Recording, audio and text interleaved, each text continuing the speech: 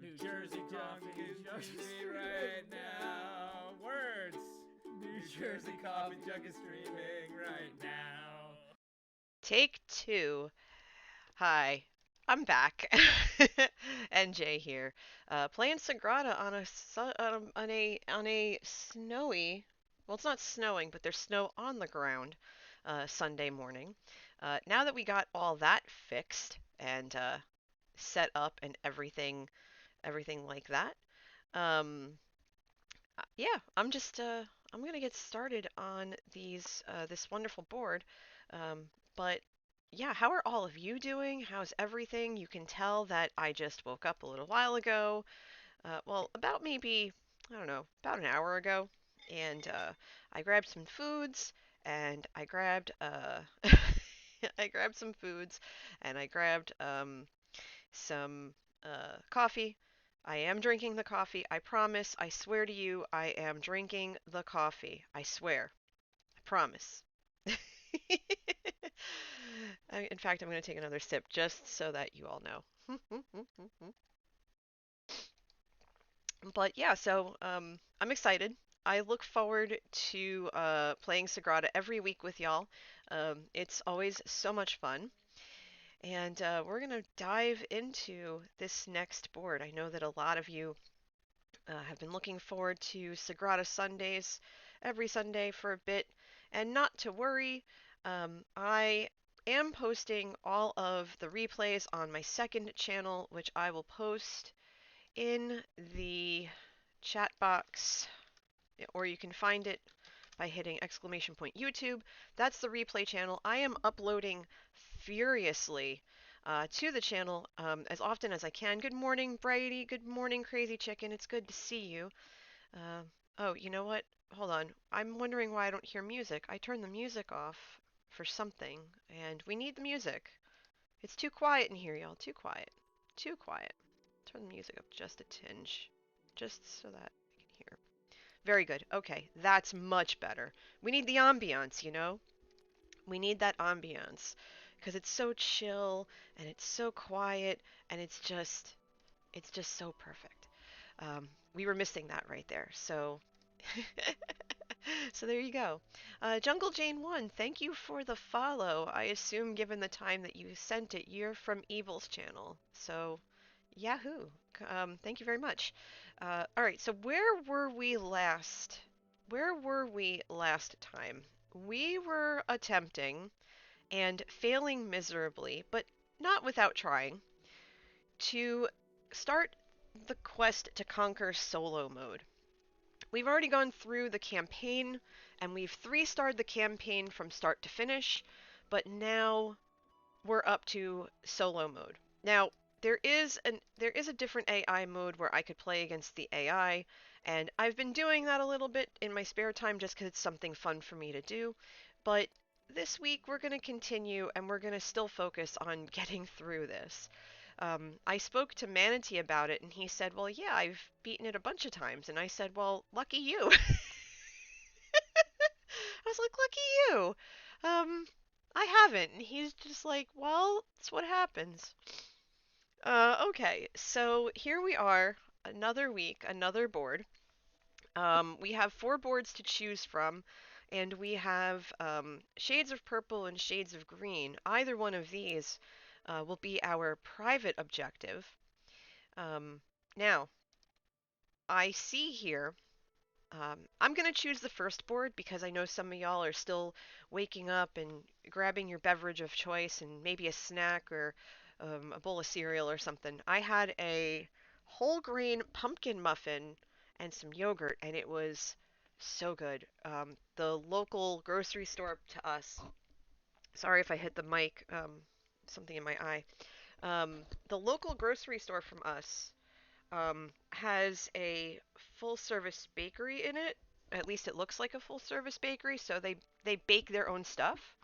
Um, so they bake all kinds of breads and they make donuts, I think, and stuff like that.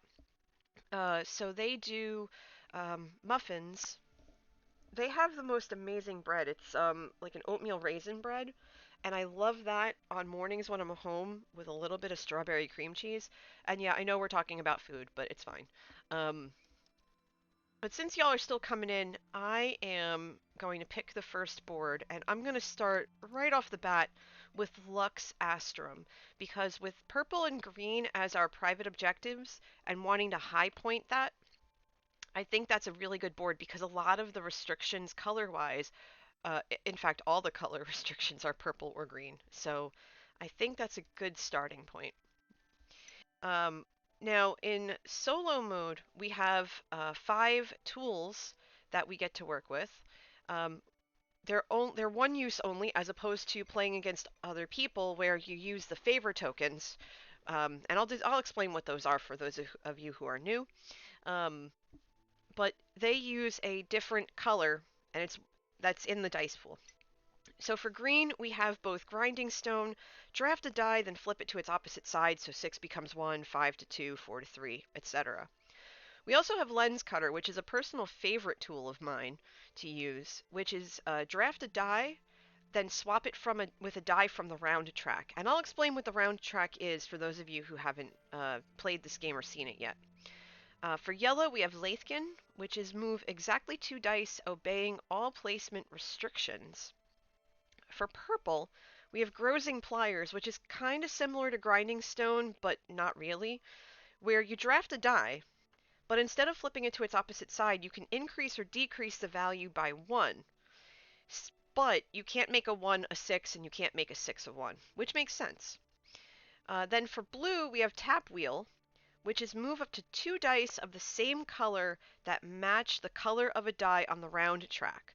So we have 2 tools here that are going to utilize the round track in some way, shape, or form. So we'll see how that plays out during the game. You must obey all placement restrictions. And I'll explain what those are when we get to the board. Okay, so our public objectives, we have 2. Because we have the 2 color objectives, usually it's 3 public objectives. But in this case, we have medium shades, so we're going to be looking for pairs of 3s and 4s, and each pair is going to give us 2 points. And then we have color variety, which is sets of 1 of each color anywhere for 4 points. So we have a very, not monochromatic, like dual chromatic board. We have a very heavy board that features um, purple and green. So it's going to be interesting to see how we can get those other colors in there along the way. There's plenty of opportunities for it, but we'll see. We'll see.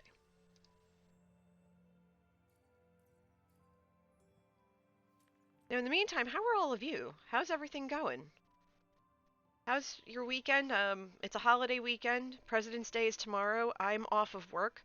I might stream tomorrow. I might. I might be streaming tomorrow. I'm not sure yet.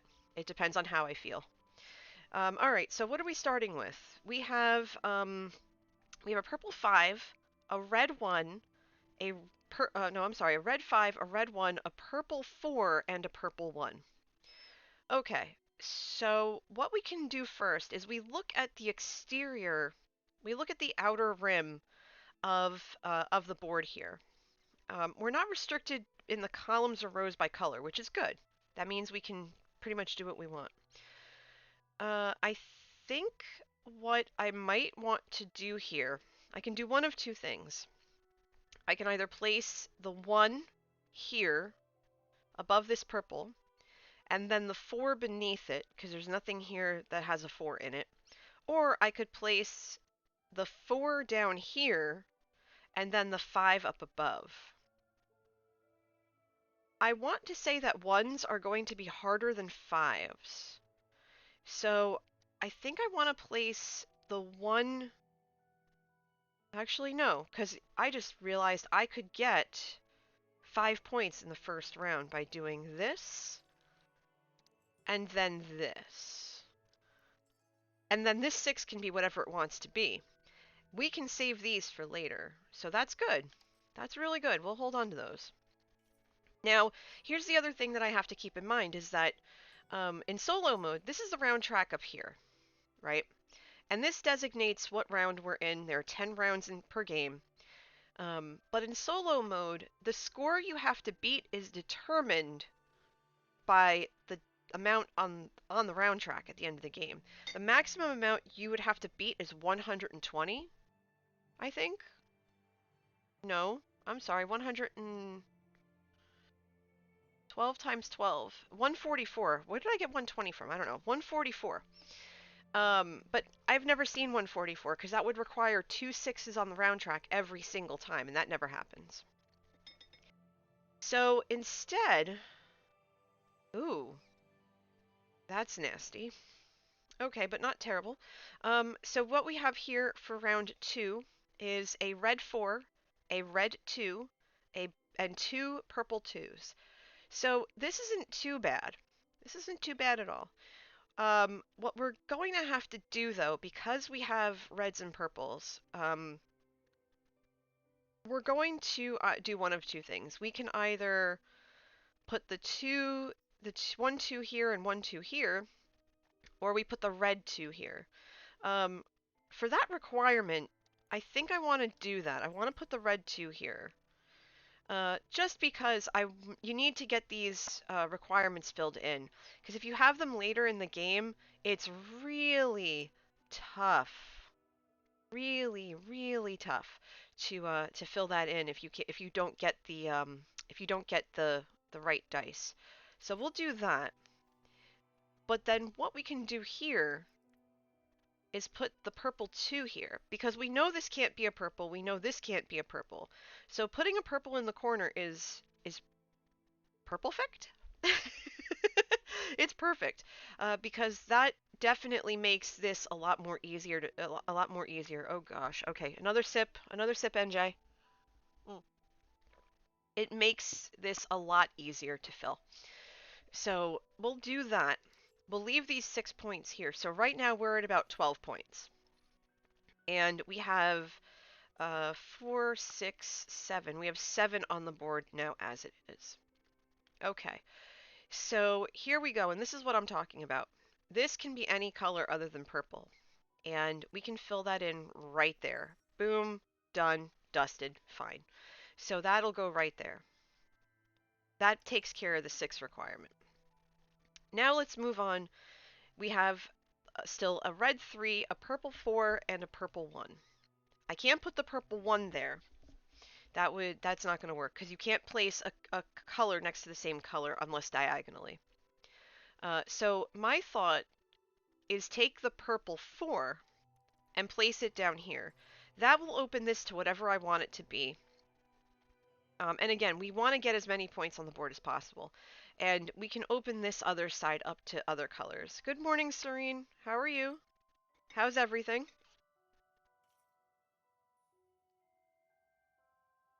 All right, round 4. Let's see what we got.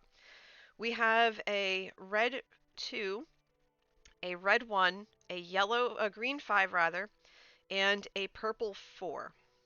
Okay, so this works out pretty well-ish. Emphasis on ish. I already know that the purple 4 is not going to be brought into play because I would need to put it here or here. I would have to put it here. That's not going to work. And I can't get to down here because if I take this green 5 and put it here, I can't put a green here. If I put the 5 here, I can't put it here. So what's going to happen is the red 1 is going to go here, fill in that requirement. And then we're going to put the green 5 here because the 5 is diagonal. It's not next to another green. We're good to go in that respect. And also, we have 11 points for green and we have 11 points for purple. So we're pretty even right now. So it balances out. Now, let's see what we have here. We have a yellow 1. We have a green 5, a green 3, and a green 1. Okay, this is pretty good. We're definitely not looking at getting we're definitely not getting as many points on this end, but we possibly could fill the board. So here's what we can do. Because again, we have to get different colors on the board as well. We'll take this green 5. No, we won't. We will take this green 3. And we'll We'll put it here because it's safe to place. It's adjacent to everything. Actually, no. Yeah, yes. We will fill in the 3. Morning, Ooze. Happy Valentine's Day to you too. Happy Sunday. You know what? No. Let's put the 3 over here because we can leave that to a different color. And we can put the green 5 down here or the yellow 1 over here. But again, we want those points. So let's do that. And we'll put this green 5 over here. Now this is pretty green, purple heavy as it is. We're going to take these other colors. We're going to take the other colors and fill those in. We'll see what happens with that. But good morning, Ooze. How are you? How are you, Serene? How's everything? I hope you're both doing well. Ah, see, here's where we start having some fun. Red 3, yellow 5, green 2. Okay, so I already know that I want this yellow 5 right there. I already know I want this yellow 5 there. Because I need that to go somewhere. So that's a thing. Ooh says, chugging along, grocery shopping done, clean bathroom, had breakfast. Wow, you are much more through the day than I am. I woke up, rolled out of bed, made coffee, checked on my sleeping husband, who's still sleeping. He's sleeping in the living room. That's why my door is shut. I don't want him to wake up until he's ready. And I grabbed some breakfast and, checked my email and stuff. All right. So the other thing we're going to do is we're going to put in this red 3. We're going to get this red requirement out of the way. I could put the green 2 here, but again, we've been seeing a lot of green, and we can take from the round track if we need to. So let's do that. And we need to see some blue. I haven't seen blue yet. We're in round 7, and I haven't seen a blue dye yet, so that's really shocking to me. Oh, hey, look at that. Blue dye. So automatically, because it's a blue dye, it's going right there. Because we need that 4 filled in. We need that 4 filled in there, and that fits nice and snugly, which is great. So now we have one of every color. We have these 3, yellow and blue. So we at least know we're getting 4 points from that. But now there's a yellow 3, a yellow 2, and a green 4. We have currently 2 3s and 3 4s. So we need another 3 to fit in and give us another 2 points. So this 3 is going to go over here. Now, why am I putting a 3 there? Because A, we already know that this is going to be a purple no matter what, and it can't be a 3. It absolutely cannot be a 3. That's 1. 2, if I put this yellow 3 over here under the 5, then that 5 has to be a blue or a purple, and that's, based on what we've seen so far this game, that's not going to happen, possibly.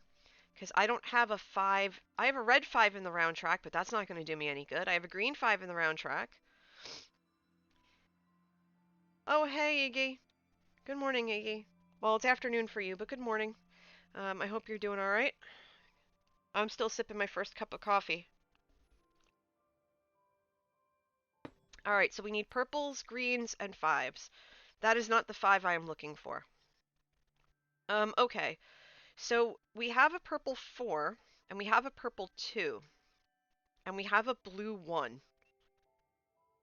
I think what I want to do is take the purple 4 and put it here, fill that in, and then I want to take the purple 2 and finish off these purple requirements so that all I need is a green.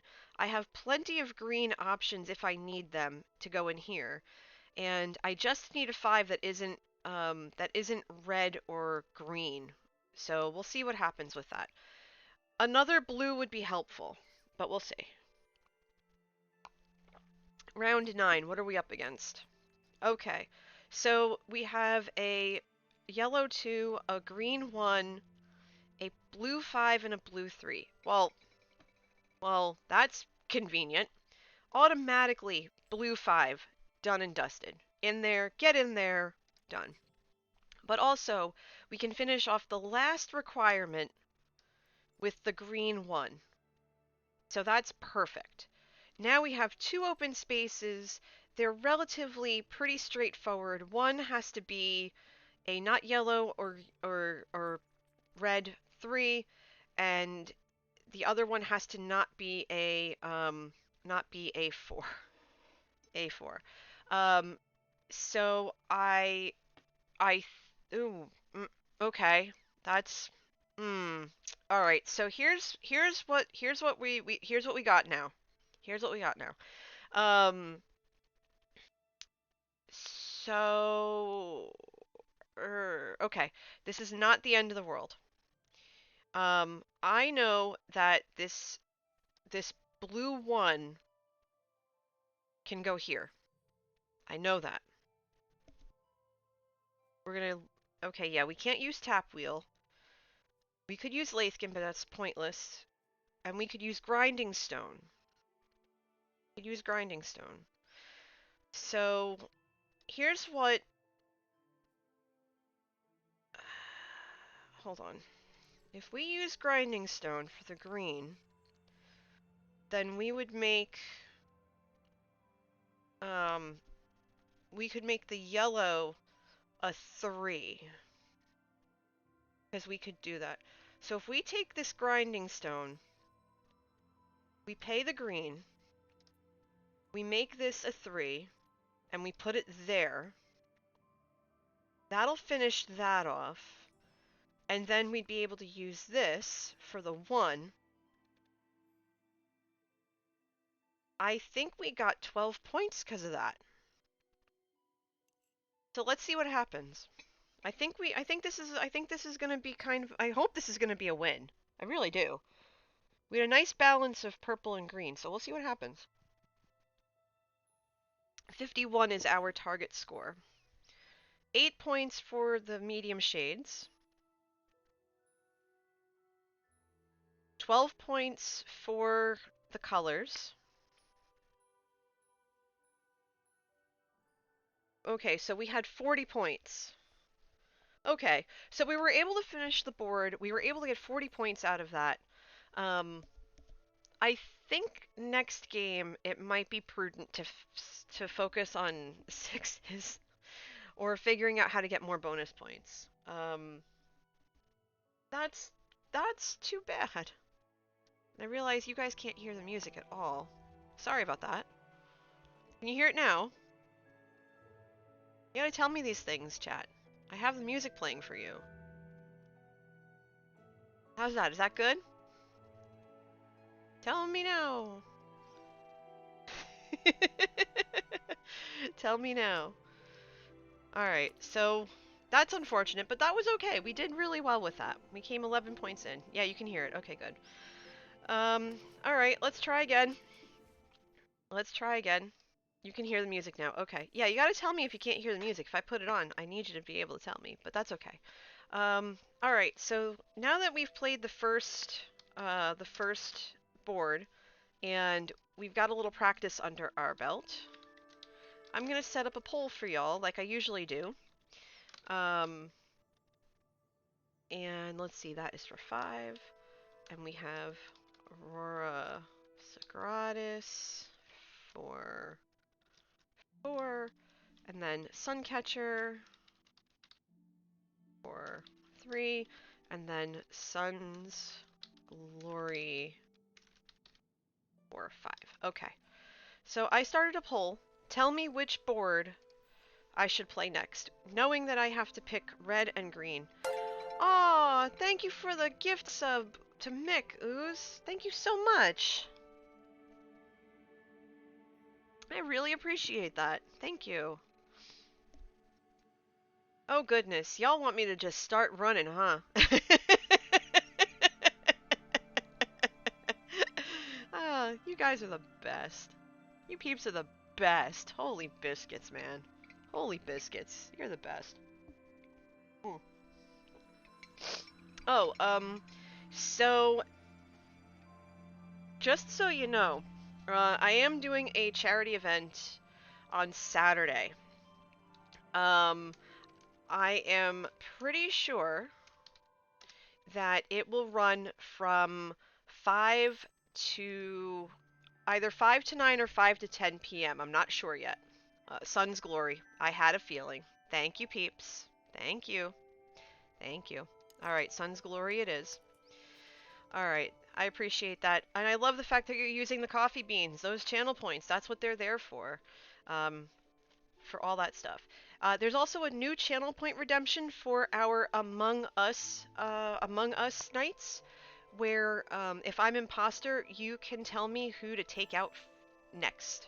So I hope that you get a really big kick out of that, because someone suggested it in stream last night, and I thought it was a really good idea. So I was just like, yeah, let's go, let's do it, let's do it. Excuse me. So that's basically what what's that? Have I tweeted about it? I will be tweeting about it after the stream because I just decided what the charity would be. Originally it was going to be Special Olympics, and I've mentioned it because normally in February I do polar bear plunge, right? I do polar bear plunge, and so I take the trip to Seaside Heights, which is one of the bigger ones. And it's worth the drive, it really is. And I basically, I jump in the water. Not a smart move for me, because I have Raynaud's phenomenon, so it really wreaks havoc on my circulation. But it's worth it because you're only in there for about a minute, if that. You run in, you run out, you grab a blanket, you change, and then you go grab tacos or whatever. So it's worth it.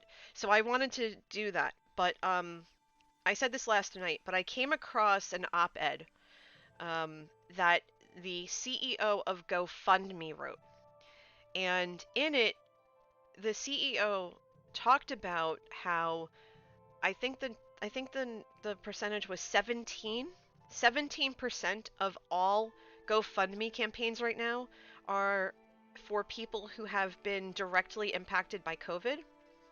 And I figured, you know what?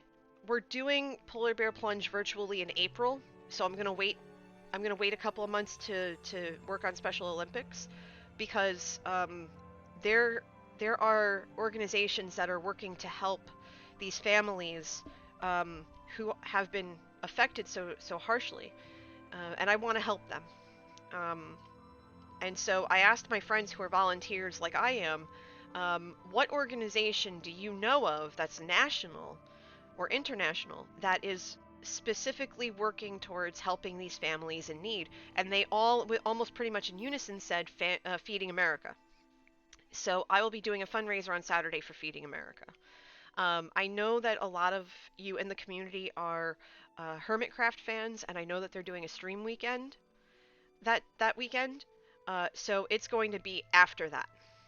So I'm going to start after they're done, so that we can all go watch their content and then watch more content to raise money and have fun at my expense. What we'll be doing at that time, I'm not sure. I have a feeling that there's going to be a little bit of Minecraft. There's going to be a little bit of Among Us. Maybe I'll throw in some Sagrada. I don't know, because it's like 4 or 5 hours, so it's a lot. So we'll see. But in any event, let's get back to the game. Thanks for let me have those few minutes. Let's get back to the game, and let's see if I can beat the game once and for all. Okay, so what are we looking at tool-wise, knowing we can use these one at a time, or once per game rather. For a red die, we have 2 tools: running pliers. After your first turn, immediately draft a die. Skip your next turn this round. We already know we're not going to use that because our turns are concurrent. That would be great for a multiplayer game, especially if you see that you can only use 2 dice in a given round. Yeah, that's when that would come in handy, but not this time. Also for red copple foil burnisher, move any 1 die in your window, ignoring value restrictions on your window pattern. That might come in handy if we need to fill something in later on. You must obey all placement and adjacency restrictions. Simple enough. Flux brush, draft a die, then re-roll it. That is definitely going to come in handy at some point. Cork backed straight edge for yellow. I think I mentioned flux brush is purple. Cork backed straight edge is yellow. Draft a die, then place it in a spot that is not adjacent to another die. You must obey all other placement restrictions. Fantastic. And then Grozing Pliers. Draft a die, then increase or decrease its value by 1. We just saw that last game. It came in handy right at the very end, so maybe it will make a return this time. We'll see. Our public objectives. First off, we have color diagonals. So count of diagonally adjacent same color dice. Okay, great. That's easy enough. And then shade variety, sets of 1 of each value. So a set of 1 through 6 is worth 5 points. So we'll see if we can get that. We're not limited by color in columns or rows. We're not limited by numerical value in colors and rows. So I have a feeling we can really get some stuff going here. And we know that we can focus on red and green as our colors. So let's see. Alright, so we have a red, not a red, we have a yellow 2 and 1, a green 1, and a purple 5. Okay, let's see. I think what I want to do is ignore the green 1 for now. I want to use the yellow 1 because there's a yellow 2. We have purple restrictions, we have yellow restrictions. And I think I want to plunk this yellow 2 here so that we get the diagonal. We're going to get the purple diagonal here too, and we can spread that out. But only to about, here. Because we want to get the greens, and we want to get the, greens and we want to get the reds. So, yeah, I'm going to put the 2 here, because this was a 1 restriction. So I had to put a 1 here. So this is automatically going to give me 2 points, because it's a diagonal. Which is great.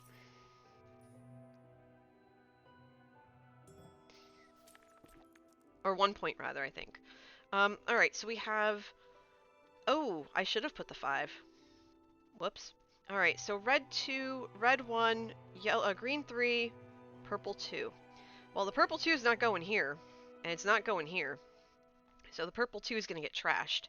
I think what I can do is put a green 3 here, which is going to mess up the diagonal, but fine. That's going to give us 3 points. And then the red 2 is going to go here, in this spot, because I really probably should have tried to start with this side, but that's okay. We're making our way there. And we'll put the red 2 here, and that's fine. We can work around all this. We can work around it.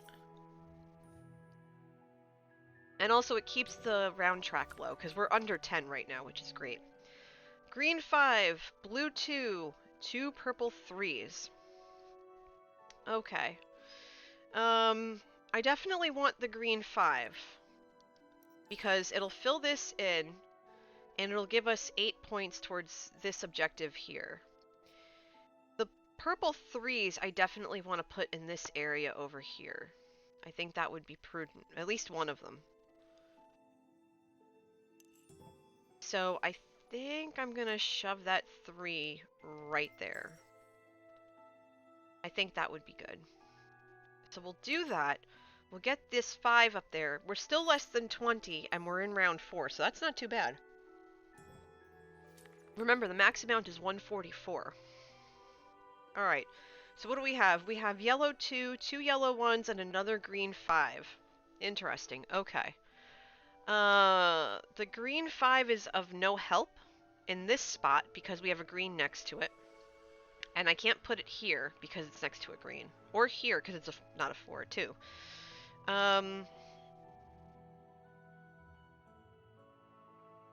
So I think what I'm going to do first is put the 1 here because 1s are kind of hard to come by.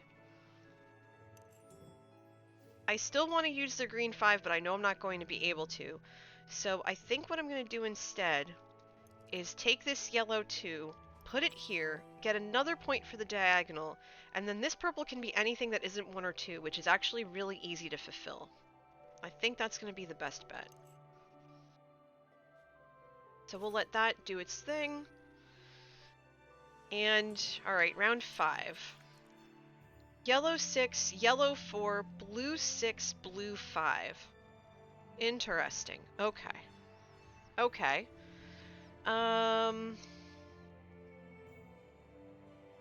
Okay, chat. We're really rocking and rolling here, and I think we're in good shape.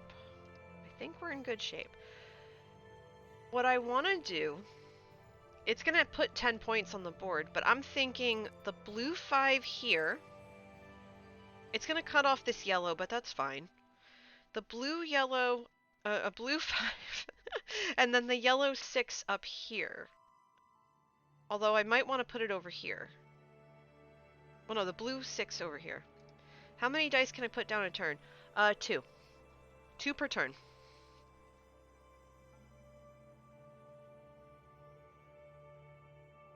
So I think that 5 is going to go there. And then I need to fill the 6 requirement. So I'm going to put that there. I see the 4s, and I could put 4s here and here. So now by doing that, and I'm going to tell you why I'm doing this. I'm doing this explicitly, A, for the diagonal, B, because now, after I place this die, the rest of the board is completely reachable. I can't place the yellow 4 there because I have to be able to reach it. And so I could put the 4 here or here, but I find that 6s are hard to come by. So I'd rather get the 6 out of the way. There are 2 4s, I see that. And I have tools here that would allow me to change things up. Will I regret this decision? I don't know. We're gonna find out. Okay, let's go. Apparently not. Yellow 4, yellow 1, blue 3, blue 2. Blue 1, rather. Okay. So let's do the thing. And we will put, we're going to put the yellow 4 up here. And we're doing that because if this is a yellow as well, that's going to give us the diagonal for 2 points. 1, 2, 3, 4, 5, 6. And we're going to get 5 points as it is from having the 4 there. So that's that. Now, we have the 3 and the 4 requirement. We have a yellow requirement and a purple requirement left. We're going to fill in the yellow requirement with the 1 here so that we don't have to worry about yellows for the rest of the game. We're going to get another point for the diagonal. And because I would place the 3, but I can't because there's blues here. So we're going to do that. We're going to put these 4 points up there. And we're going to see what 7 says. Okay. So we have a 1 that's yellow, a blue 3. Hey, Alvin. Good morning. Welcome back, Brady. A purple 6 and a purple 1. Okay. So automatically the purple 6 is going to go right there. Purple 6 is going to go right there. That's going to give us the diagonal. It's going to fill in the purple requirement. It's going to save us a little bit of grief. So that's pretty darn good right there. Now, I have a purple. If I wanted to use Grozing Pliers, I could make this blue a 4 and fill that in. Which I might actually do because that's going to take another point off of the board. The only thing is I wouldn't be able to use it again. But I think it's worth it. So we're going to draft this purple die. We're going to take this. We're going to make it a 4. We're going to put it in this spot right here. And that's going to be pretty darn good right there. There's a severe lack of reds and greens, which is very, very worrisome. So I think we're going to spend a lot of the next couple of rounds really filling this in with reds and greens. We have to, because that's where the meat and potatoes of our point values are. So I'm getting a little bit nervous, not gonna lie. Okay, that's better. So let's get some of these reds on the board. We're gonna put the red 3 here, get that diagonal, get 3 extra points there. And then we're gonna put a red 2 here. That's gonna give us a diagonal, that's gonna give us 2 more points. We're gonna ignore this. Because again, we need reds and greens badly, and right now we have 8 points on green, which is really low for me. And I can only have a green up here, so reds are really going to come in play. Oof, okay, so the only red I have is a 2. So that's going to go there, because I can't play the green 2 anywhere. I can't play the purple 2 anywhere. Unless it's down here, but I need the red, so we're going to put the red there. And then the purple, the blue 4, I'm gonna put here. Because this can be a 1, a 3, a 1, a 4, or a 5. This can't. This has to be a 4 or a 6. And we haven't seen too many 6s, so that's okay, Serene. Enjoy. Alright, so that's gonna add 4, and now we have 2 spots left, and if they're all 2s, I'm stuck.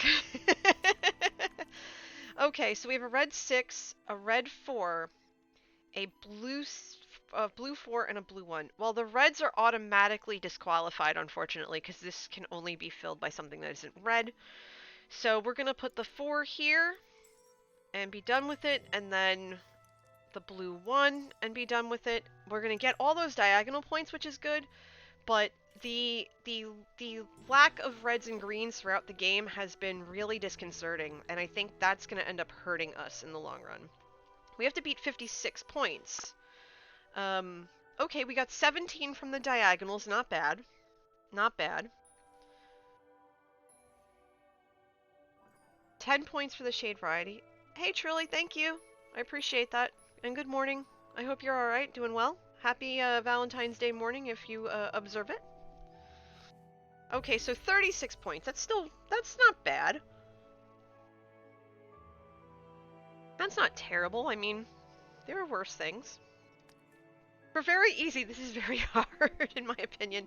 I think because I focus too much on the objectives and filling the board in. I keep telling myself I should be more aggressive, but I'm such a conservative player.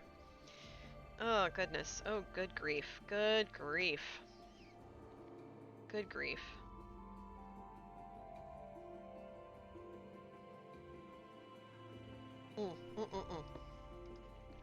Okay, so what's next? Let's see. How long have we been going for? We've been going for 43 minutes, and we've already played 2 full games. We're just trying. All right, y'all. Here we go again. Here we go again. Hey, Johnny. It says, also, you take a huge hit to the target score not using every ability when soloing. Yeah, I guess because the way that I play is I don't use tools unless I really, really need them. And I think that bites me in the butt, to be honest.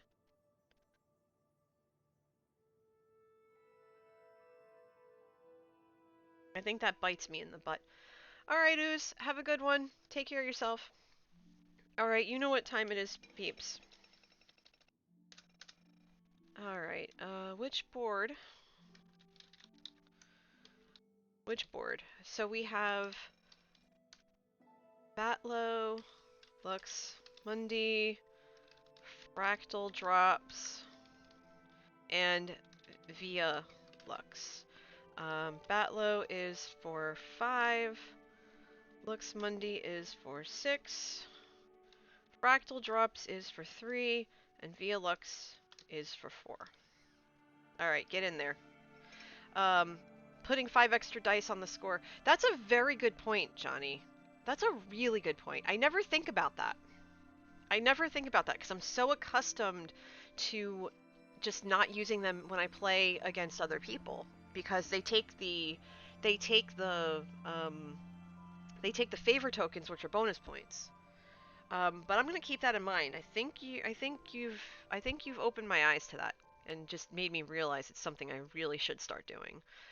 So right now, Fractal Drops is in the lead with 67% of the vote. Via Lux is second with 33. Batlow and Lux Mundi are being completely ignored this morning. Too bad, so sad. It looks like they're not going to get a single vote, and that is all so fine. Yes, good morning. Well, it's afternoon for you, I know, but good morning. Alright, looks like Fractal Drops is going to take it unless somebody comes in last minute. Get in there, get in there, get in there. 3, 2, 1, and Fractal Drops is the winner. Thank you for contributing your coffee beans, because that's what they're there for. Alright, so Fractal Drops it is, folks. Here's what we have. Here's what we have to work with, and we're gonna take Johnny's advice and we're gonna roll with it. So for purple, we have both Flux Brush, draft a die, then re-roll it. If it cannot be placed, return it to the draft pool. Or Grozing Pliers, draft a die, then increase or decrease its value by 1. That has come in handy so far. We're going to see if it does so again. For yellow, we have both Cork back to Straight Edge. We saw that last game. Draft a die, then place it in a spot that is not adjacent, obeying all other placement restrictions. And Lathkin, move exactly 2 dice, obeying all placement restrictions. Good to know. And then finally for red, we've seen this before, we haven't used it, maybe we'll use it this time. Copper Foil Burnisher, move any 1 die in your window, ignoring value restrictions on your window pattern. You must obey all other placement and adjacency restrictions. Okay, good stuff. Our public objectives. Ooh.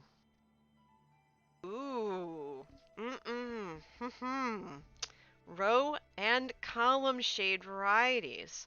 For 5 points, rows cannot have repeated values, and for 4 points, columns can have no repeated values. So, super hard mode right here. So, remind me, columns and rows cannot have repeated values. What are we looking at? We are looking at a yellow 6, a green 2, a green 1, and a blue 6. And columns and rows cannot have repeated values. So instantly, I want to put 6s in these corners. So there's that. So I think what I want to do first is take this 6 and place it in this corner. And get that 6 right out of the way. I think I'm going to take Johnny's advice, and I'm going to use the Cork back to Straight Edge to dump the yellow 6, take the green 2, and place it here. I think that's a smart play, because that's going to put 1 on the board. Sorry if I sound nasally, I'm very congested this morning. Why? Who knows? Probably because I forgot to put the heater on last night. Okay, so, Alright, so what do we have here? We have a red 3. That's very true, yes. Winning 2 to 1. I'm sorry if I sound so nasally, good grief. Let's see. I have a red 3, a purple 3, a blue 4, and a blue 3. So 3 3s. Eep.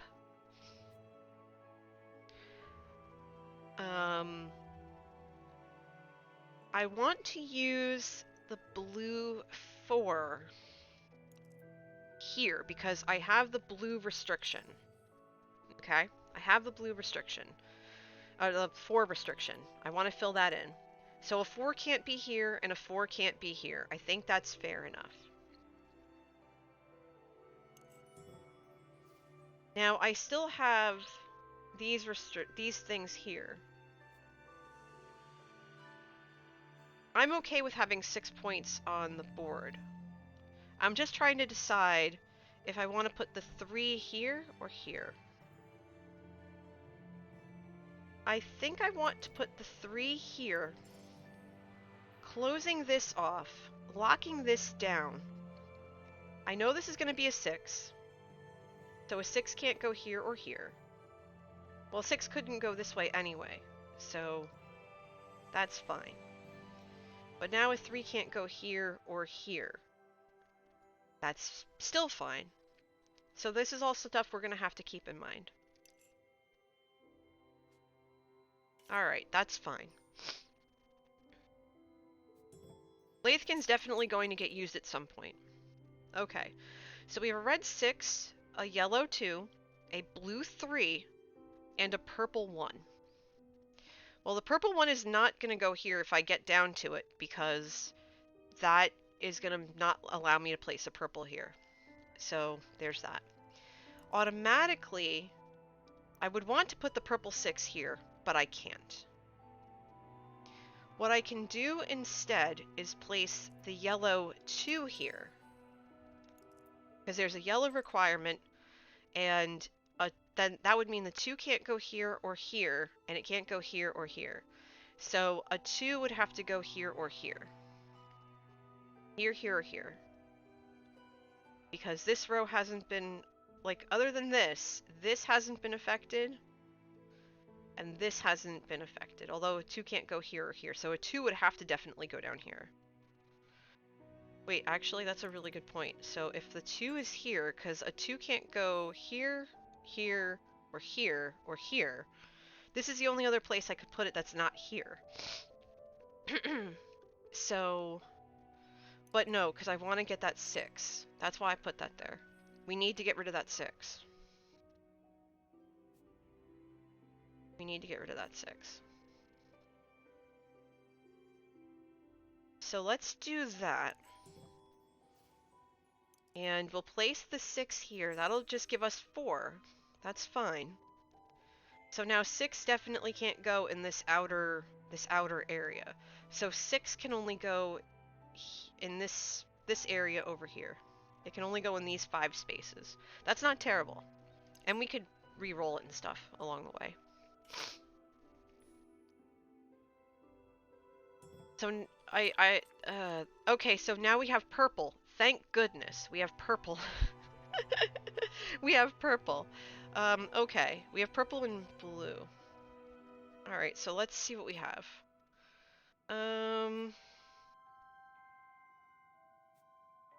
Let's see. I think we can get away with putting a blue 6 here. Because we can put it here or here. And that would basically cut us off for 6s at the knees. Unless we put one here. I think I want to put it here though, because this yellow will be restricted by anything other than a 6 anyway. And this will be cut off from a red or a blue.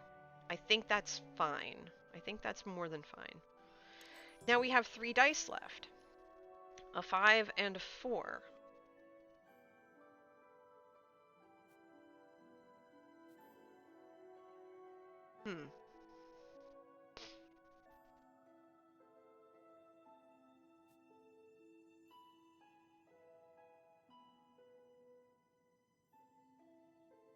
That 5 is looking promising. So I could also put the 4 here. And I could sacrifice the 5.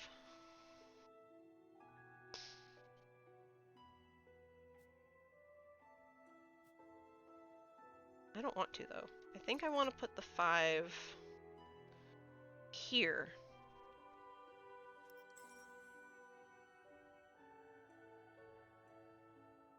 And then scrap these 2. Because it's still so early game. Having 4 of these things here now, I could use those later and get rid of the 5 dice, and this is still pretty low. Can I use the 4 to turn the 2 into a 1, then play the 5 on the purple restriction? No, because I already played one. I already played one, I already played one die this turn. I could do that. I could do that.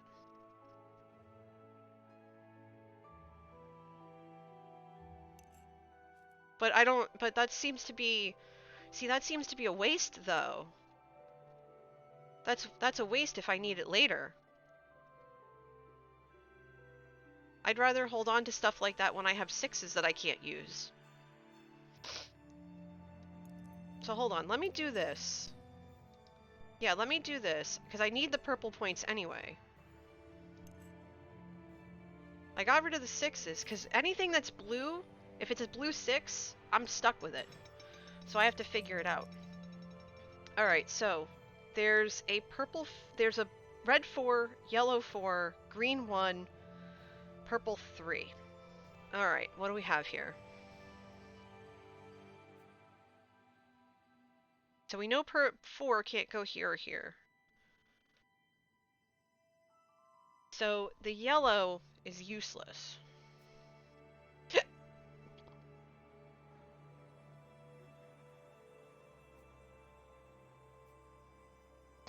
Excuse me.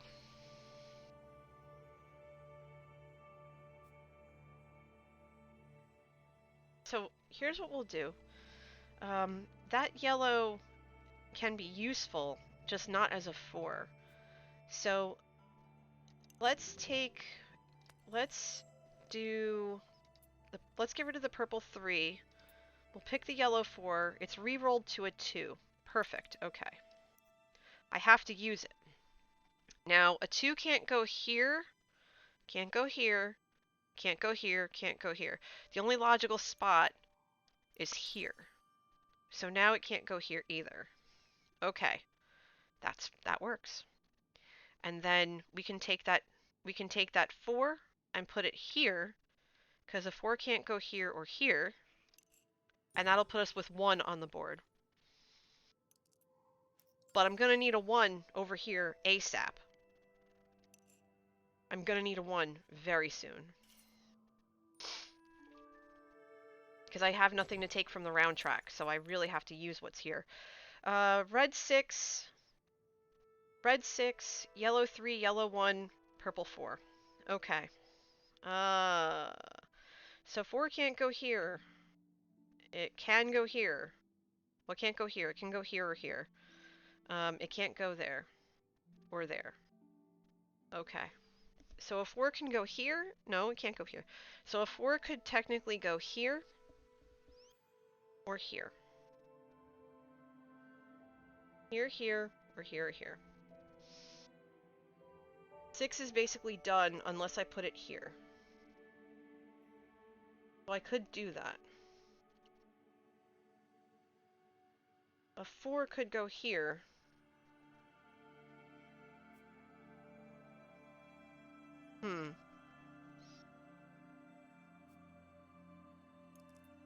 I need to get rid of the 6. I do need to get rid of the 6.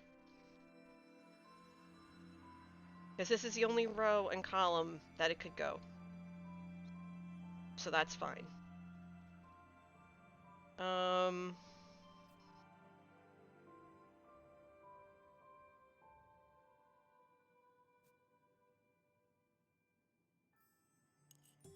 So that's 6 points off the board right there. Alright. So now we have the yellows and the purple.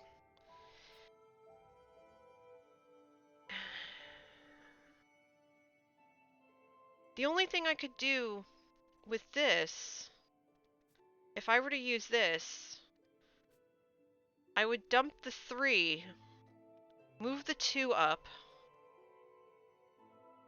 because I could move it up to here, because right now this is the only place where a 2 could go. Place the 1 here, and be left with 4 points. Because 4, to be honest, 4 can't go here, can't go here, can't go here, or here, or here. 4 can only go here, or here. Here, here, or here.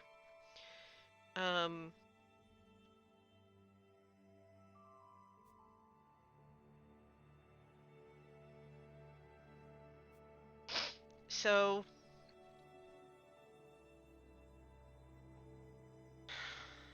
because I need the points, I think I'm just gonna do that.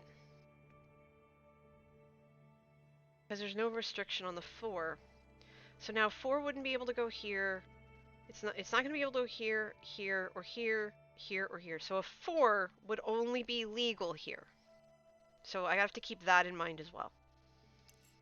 But I think overall, we're really doing great in trying to maximize the points here. And sorry if I get quiet, I'm just trying to think of what I can place where. Alright. Yellow 5, green 5, blue 3, blue 1. Okay. Well, there are very few 5 restrictions. Like, I could put a 5 here. I can put a 5 there. I could put a 5 here. So across this board this way. I can't put it here. So it could go in one of these spaces, or one of these 2 spaces. I don't want to move anything though.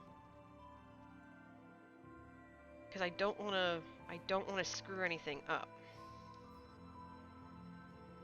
Because it's going to require me to move things. But I think I can. Let's use Lathkin. We'll move the yellow 2 over to here, keeping this yellow open. And we're going to take this 4 and move it down here, because it can still go there. I think that works.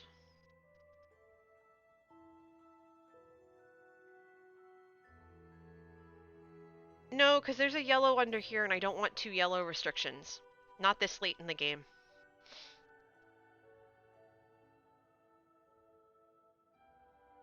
And then I could place the 1 die here, because I need a 1. I need that 1, because it's getting late in the game. And then the 5 die I could put here. And finish this column off once and for all. So I think that's what I'm going to do. No, because they're both yellow restrictions. They're both yellow restrictions. No, that's silly. That's kind of, that's weird to me. But I think this is going to work.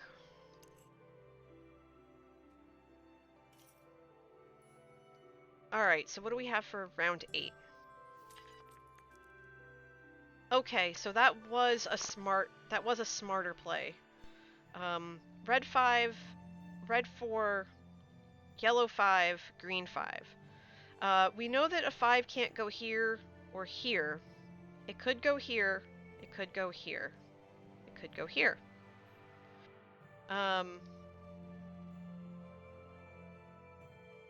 Well, no, I'm glad that I did, though, because that gave me a little bit more wiggle room. A little bit more wiggle room. So I think what I want to do is take this yellow 5 first. Put that there. Actually, wait. Yes, because I can't... If I move this to put the yellow 5, that's going to put a 5 in this column. That's not going to work. So the yellow 5 can solve that restriction. But I still have to place another... I have to place another 5 because the 4 is not going to work. Unless I move a die ignoring value. There's nowhere for this to be moved, though. This is a red. Actually, wait. Yes. So I move this over here. And then I put that there.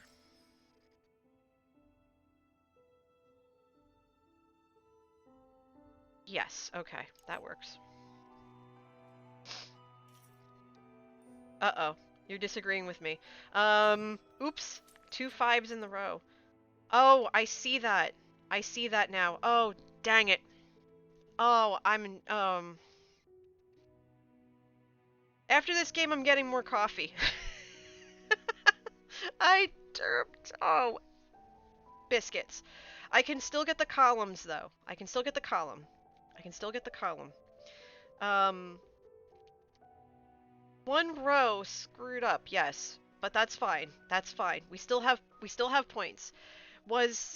We still have points. The green 5 and the green 2 that are in that row make up for the fact that the row is borked. But we have a purple 5, a purple 1, a red 1, and a yellow 5. Okay. Okay. The 5, the purple 5 is completely irrelevant. Completely irrelevant. So we can use the purple 5 for the last thing. The yellow 5 is completely borked as well.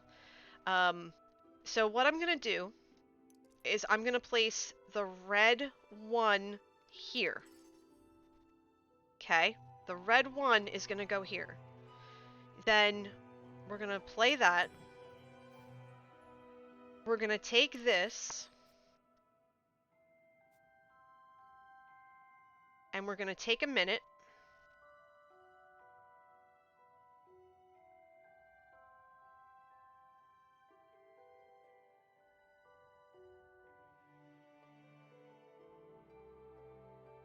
We're gonna take a minute.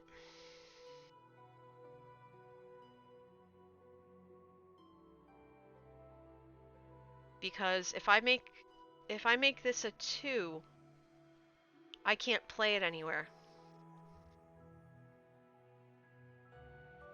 If I make that a 4, I can't play it anywhere. But we're gonna get rid of the 5. We're gonna take this. We're gonna make it a 4. And yeah, I can't because they're both 5s. If I make this a 2, I can't place it anywhere because this is gonna ruin the row. This is gonna ruin the column. So I think what I kind of have to do is take the 1, play it here, and eat the 10. Because it'll make it so that I can't play it anyway, and it'll be increased. Or decreased. I mean, it'll be decreased, but I wouldn't be able to play it. I'd still have the 1 anyway. So, it doesn't matter. That's frustrating. But I still have this tool to use if I can. Which I can't. Wow.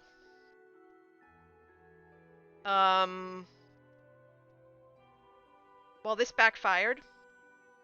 Hi to Catman, how are you? This backfired spectacularly. Okay. Boo! That was painful. That was so painful. In a good way. In a good way. In a good way. In a good way.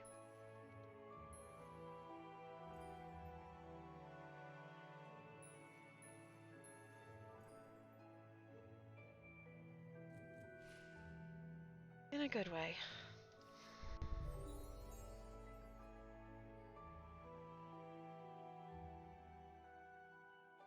Oh.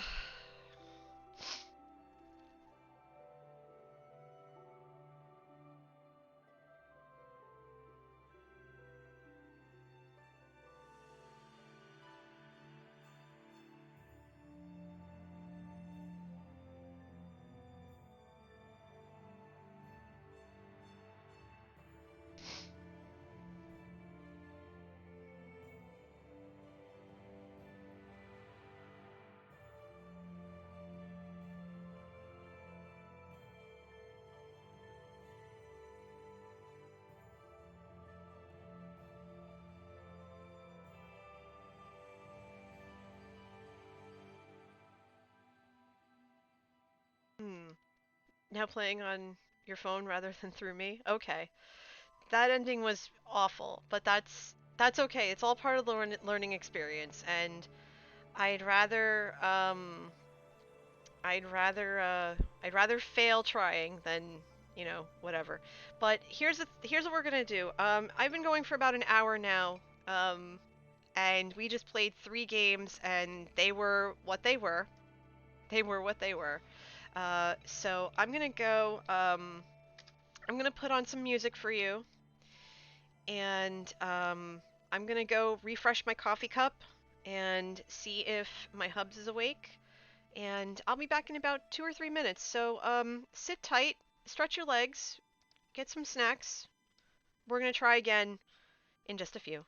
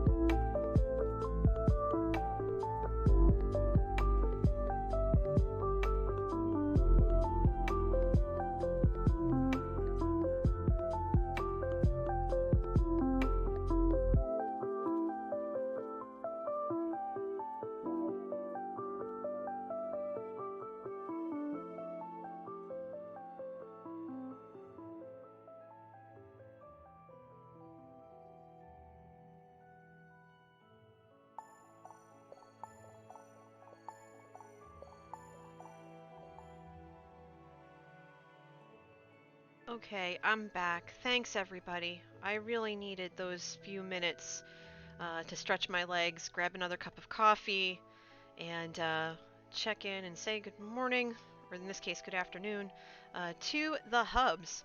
I really appreciate you sticking around, and we're going to just dive right back into the games. Last game, we tried a different strategy that was recommended by you, and it went about as well as it could be expected given I'm the one that was executing said strategy. Oopsie doodle. So let's try again.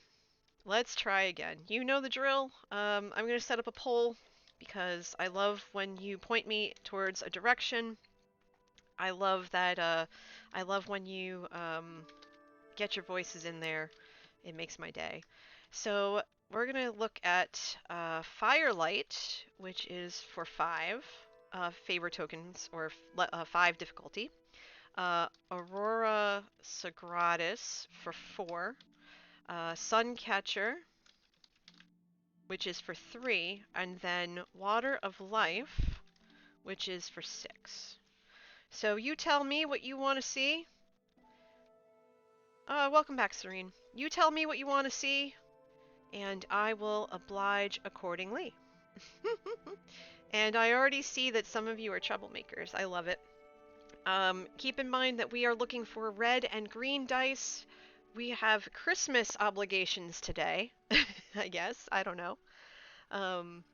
I do know that Lent, for those who observe, starts on Wednesday. And I do observe Lent. And I'm thinking about a vice that I want to give up. Because some people say, you know, you should give up something or you should do more of something. And that's usually what I do.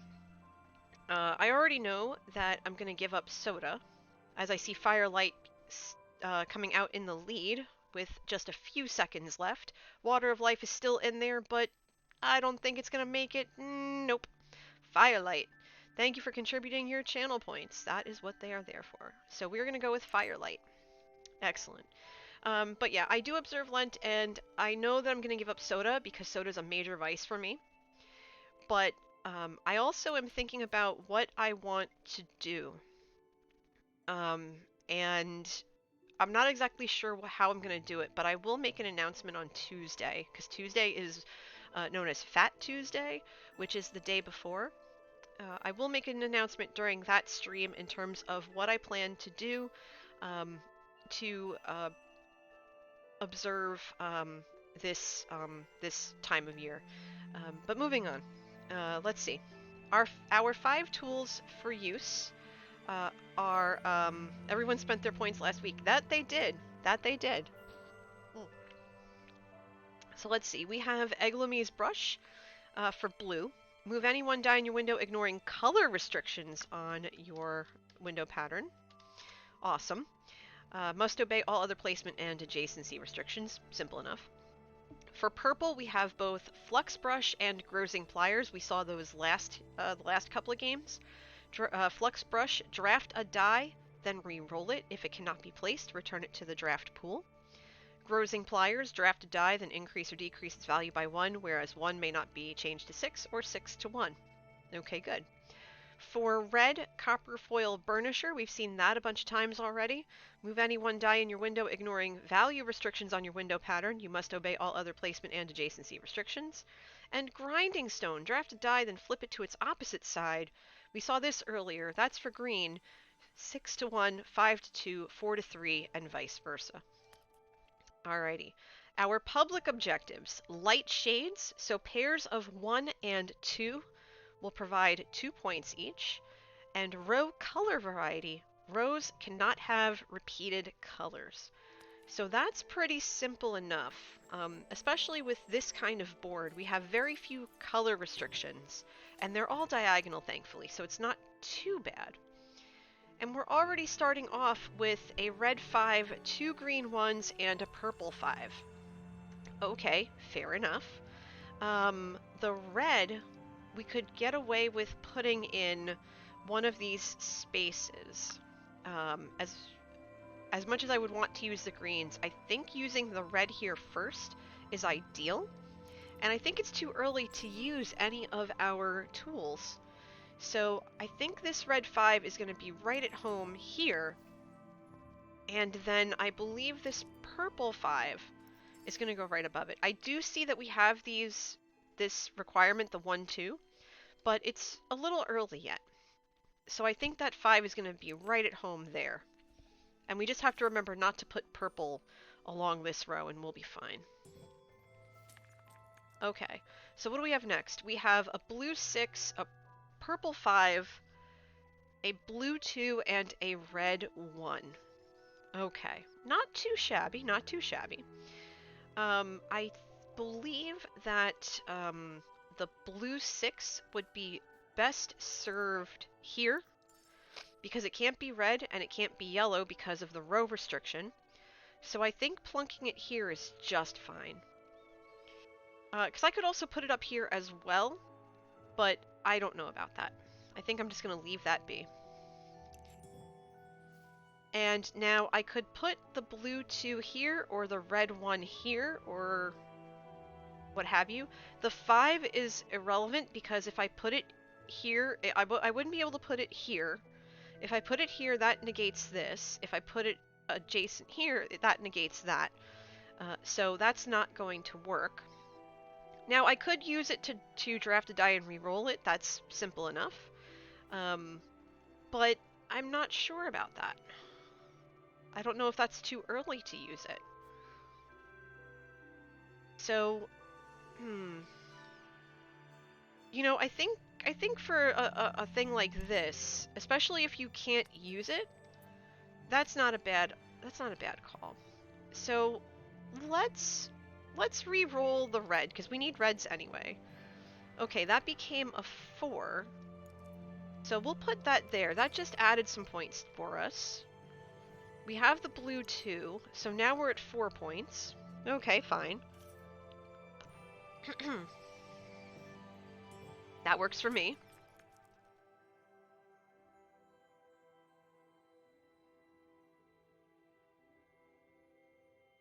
Alright, what else? We have a red 6, a red 5, a yellow 6, and a purple 6. Okay, so, whew, alrighty. Okay, so what do we want to do? We definitely want to take care of the yellow restrictions we have and also acknowledge the red. So I think... I think what I want to do first is play this yellow 6 right there. Right smack in the middle. Because that's going to open up if I want to put 6s here. And I can still branch out this way. Because I could also put it down here, but that's not going to do anything. That's not going to do any favors. And plus, with these around it, this here is very limited.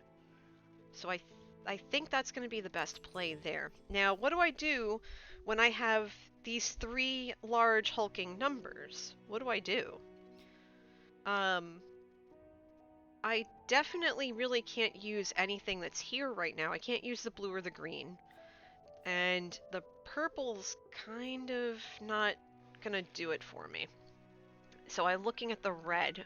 I'm looking at the red and the purple at this point. I could place the purple here. I could place the purple or the red here. I do need red. I do need red. So I think I want to place the red here and cut off red on this row. And then red would only be up here, and that would be fine. And also, putting it here opens all of this up. So right now, it's just these 2 spots that still can't be touched yet. So I think that's going to be right. And we've had 2 really low scoring rounds, so a higher scoring round isn't going to hurt too much. Although I do need to keep an eye on it. And this is oh, this is all red! That's not okay! Oh, that's not okay! That's so not okay! No! Oh noes. Oh noes. Oh noes. Actually, no. We're.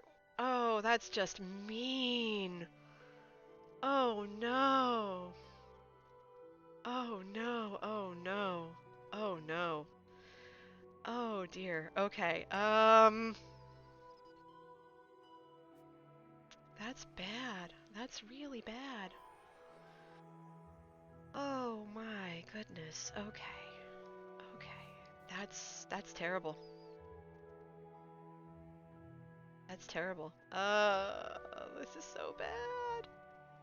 Oh, I should have put the purple instead of the blue. Oh my gosh. Oh no. Okay. I've never seen this before, by the way. This is great. Well, my only, I hate to say it, but I really don't want to ruin the rows, so I have to play the one and just eat the rest. Because, I mean, I could do that and move any one die and just, you know, I can move, I can move this around a bit. I can take this and put it up there. In fact, I might do that. I might do that. Take the 4 out, move this 5 up there, and just... I still can't play a die, so... I mean, I could put one here, but I'd rather not. I'm not going to be able to get rid of it. So, I'd rather just take the points. I'm not going to lose 6 points. I realize that's a mistake because of it's red, and I should probably fill the board with red, but too late now. Oops. Let's see. Yellow 6, 2 green 3s, and a blue 5. Okay. Alright, so we need to get the yellow out of the way first. We're gonna do that here. That's gonna make this a lot easier to manage. And then... let's see. Move any one die in your window ignoring color restrictions.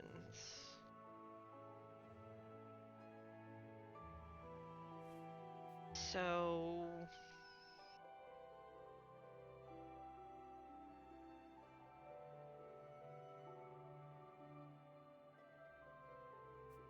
It's too early. It's too early. I'm gonna go there. I'm gonna go there and just... no. No. I think I'll go here. And get this spot these spots opened up.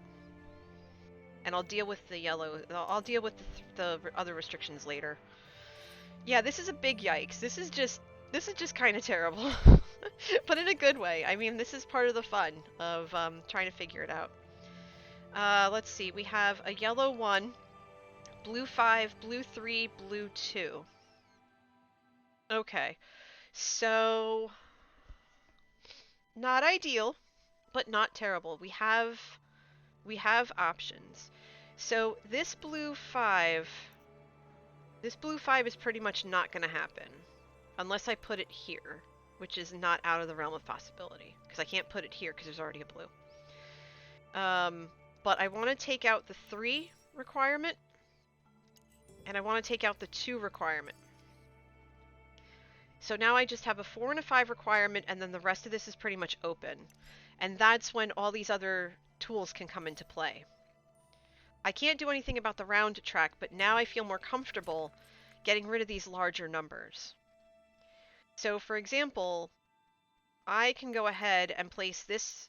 I can't place that 5 because derp. I can't place that 4 either. So that's another derp. What can I do?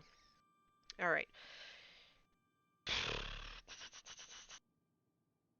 Yeah, so 5 can go here or here, but I'm not going to put it there or there. So the 5 is moot.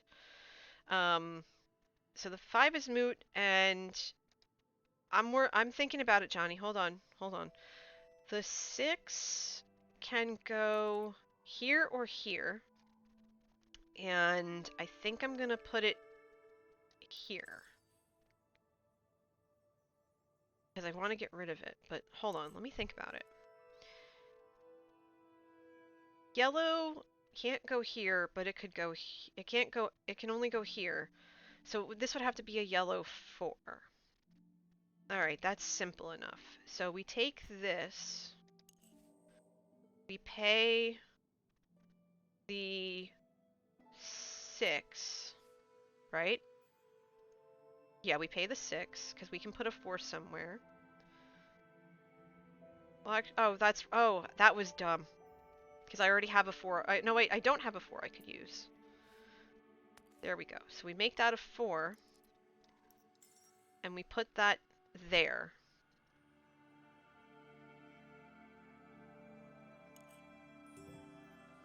And now we have the 4 and the 1. We can't put purple here or here, but we can put it here, here, here, or here. I'm going to put it over here. So that this has to be a green. That's going to be tough. But, I mean, we're seeing green throughout, so it's not terrible. Because we still have grinding stone and we still have the brush. So let's see what we can do. Okay. What do we have? We have a red 3, which we're not going to use. We have a yellow 5, which we can't use. Unless I use the grinding stone, which I just might... I can't use the grinding stone because it's green. A blue 6, which I can't use, and a purple 1, which I can use. The purple 1 I'm going to put here.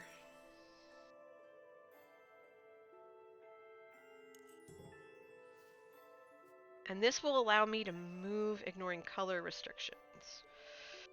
So if I pay this blue, I move this 6 down here. I put this 5 here instead. That balances out. So that was good. That was a good call. Alright, so we're still in good shape. We're still in good shape. What do we got? We have a green 2, a blue 6, blue 4, purple 2. Well, the purple 2 can go here.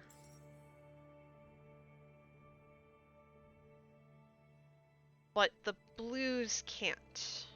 I'm gonna wreck a row.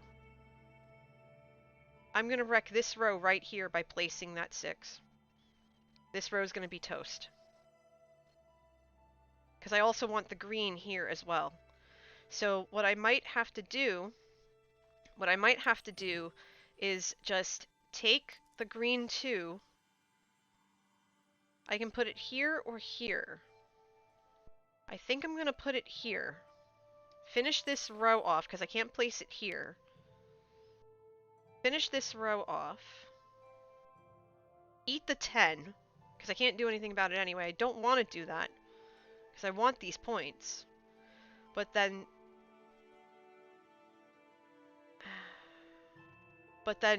yeah, because that's the set. Wait, hold on. How did I? Yeah, because I had a turn I had to skip. That's right. So there's going to be a hole regardless because there's 4 spots left and I need 4. Yeah, so I think I'm going to do that, eat the 10, and then pray I get something where I can fill this in. I'm going to need green. I'm going to need lots of green. And I got none of it. Oh, that stinks. I'm going to have to place this here to fill in the hole. And that's it. That stinks, yeah. So I'm going to lose this one too. I'm so bad at this. Oh my god. This is awful. I usually play so much better than this. It's okay. Not a big deal. It's all in good fun. I got 1 row. I tried so hard. Yeah, so 55 to 20. Yeah. Oh well. It's alright. It's alright. It's alright. We will bounce back. Not bad for a super hard board. That's fine. Alright. We're back at it. I'm not giving up. We're gonna win one. This is really funny, but we're gonna win one. Alright, we're at purple and yellow. I'm gonna start a new poll. Oh goodness. Oh goodness. Which board? Alright, so we have Ripples of Light, That's for 5. We have Suncatcher. That's for 3. We have Water of Life, everybody's favorite, for 6. We have Kaleidoscopic Dream for 4. Alright, 1 minute, starting now. Go for it. Tell me what you think, peeps.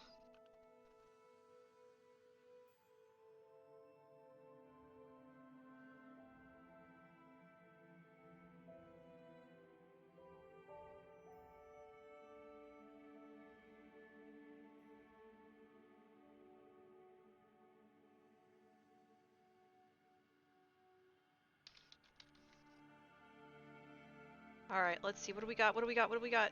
We're almost out. Suncatcher seems to be really popular. That's awesome.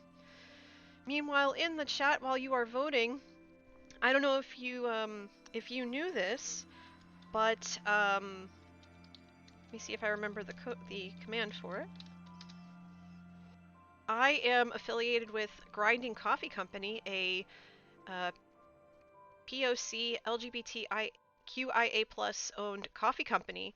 They are outstanding, and I love them so much. I've met and talked. I've not met, but I've talked to the owner before becoming an affiliate, and I just think they're wonderful. So I just posted the referral link in chat. Use my code NJ Coffee Junkie, save 10% on your order. Ooh, we've got a tie. That's a first. Alright, so we need to break this tie. We need to break it right now. So, Ripples of Light and Suncatcher, huh? So let's do it. Which board? Ripples of Light for 5. Suncatcher for 3. Alright. Break the tie, folks. Break the tie. I want to see that. Get those votes in there. Tell me what you want me to play. I am determined to win 1 game before the end of the stream, so help me, your respective deities. I'm so excited. I know. I feel like this is gonna be the one. This is gonna be the one. I feel it in my bones. I feel it in my skin and bones. It is still tied. Suncatcher is up ahead. Suncatcher's at 56%. Ripples of Light 44%. You have your coffee beans. You have your bits. Throw those puppies in there. Get your votes counted. 60% now for Suncatcher. We've got about maybe 15 seconds left. Ripples of Light hanging on there with 40%. 60-40, 60-40, 60-40. Suncatcher is in the lead. 60-40, 60-40, 60-40. Suncatcher 64. Suncatcher has pulled ahead, and it is Suncatcher 64-36. Ripples of Light, thank you very much for participating. You have come in second place. Thank you for contributing your channel points, because again, that's what they're there for. With that, let us go to Suncatcher. This is a lower level board, but that is okay. We're going to be looking for purple and yellow dice to plunk into our window, and 5 tools to help us along the way. For the use of a purple die, we have Flux Brush. Draft a die, then re-roll it. If it cannot be placed, return it to the draft pool.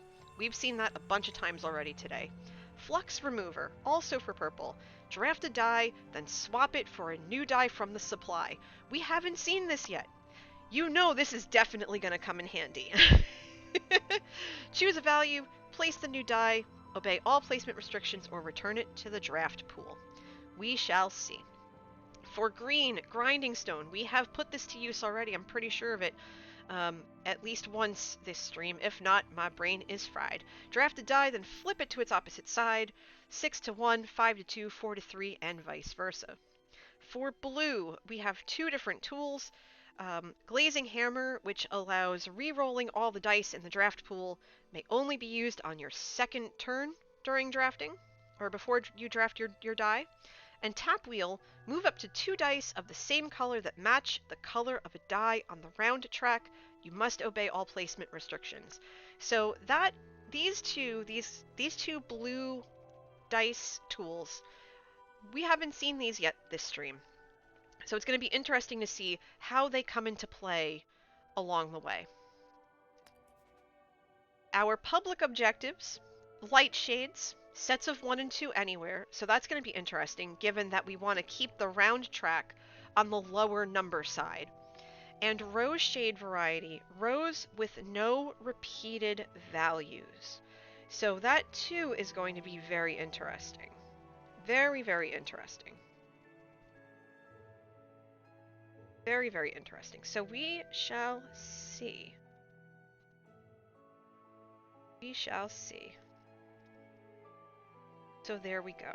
All right. Now, hi newbie gamerman. I will see who is. I'll see who is live when we're done. I have someone that I always raid on Sundays. But thank you for letting me know. I enjoy her very much. She's a lovely woman and a riot. Especially if her husband Tango is streaming. It's just peachy. Alright, so let's start this off. We are looking for yellow, we are looking for purple. We are looking to keep the rows separate numerically. So we have a lot of things to think about during this game. And we're already starting off with a red 4, a yellow 6, a green 2, and a purple 1. Well, I already know that I want to place the yellow 6 somewhere, and I want to use the red 4. Thing is, I know that if I go top right corner, which is yellow, and diagonally adjacent on the left to the 4, that row is automatically going to get ruined for the public objective, keeping the rows numerically different, because there's already a 4 designated in the second from the left spot. So what we're going to do is we're going to kind of flip reverse it. We can do that. Well, there's actually a few things we can do. We can start with the red 4 on the bottom and put the yellow 6 above it and clear those 10 points. I think that would be ideal. Or I could already go ahead and use one of my tools, like for example, the flux brush, but I'd rather not, because using tools on the first turn before you've placed anything doesn't help. So I think what I'm going to do is flip reverse here, put the 4 here, and then the 6 here. I'm going to get 6 points from the yellow because it's the only color that I'm looking for that's on the board right now, which is good. And it also gives me a chance to put a red here. There's no color restriction or color objective that I'm working towards. I just have to make sure they're not adjacent to one another. So I think we're good that way. We've taken 10 points out of the pool, 3 points on the round track. We're already off to a really good start. So what's next? What's next here? Okay. So there's this. A yellow 1, a green 4, and 2 purple 4s. Oof. Okay. Not ideal. Now, however, this is why we do have those tools. I still think that I should have probably gone diagonally this way. That would have been the smarter play. I realize that now. So I can hear some of you saying, I was gonna say that! Well, you have to tell me in chat. So if you see something that I don't, please do not hesitate to throw your comments or suggestions in chat. This is the one game where I allow backseat gaming, as long as you're not rude about it, because when you're playing a game like this that's very thinky, that's very chunky, that's very what's the word that they use? Crunchy. I consider this a crunchy game, a lightly crunchy game, like, you know, chunky peanut butter. It's lightly crunchy. So this is my chunky peanut butter game. And sometimes when you're playing a game like this, you get so like tunnel visioned about what you want to do and where you want to put it, and considering all the possibilities, that there might be something that slips through the cracks in your blind spot. And so I rely on you to help me. Well, I kind of rely on you to help me kind of see what I'm missing. And you guys are you peeps are always stellar about that. I do feel bad about missing that, though, so let's see if we can make up for it. We do have some tools here that we can use. I think what I'm gonna do is I'm going to use let's see, I can use grinding stone, so I can make that 4 a 3, which would be not ideal. I would rather that be something else. I have flux remover, so I can draft a die, then swap it for a new die from the supply, or I could choose a value and place it. Let's try that. Let's see if we can do that. Yes, let's do it. All right, so we're gonna do that, and then we're gonna choose. Let's see. We're gonna choose this green. We're gonna change it for a new die, and it's a red. So let's see. What number should I have this be? What number should I have this be? Should I make this a... Should I keep this as a 1? Should I keep this as maybe a 3? What do you think? I'm thinking this should be a 3, because we can put it right there. And I think I will. I'm gonna put that right there. And then I can take this 1 and I can put it in the corner, because that's a yellow.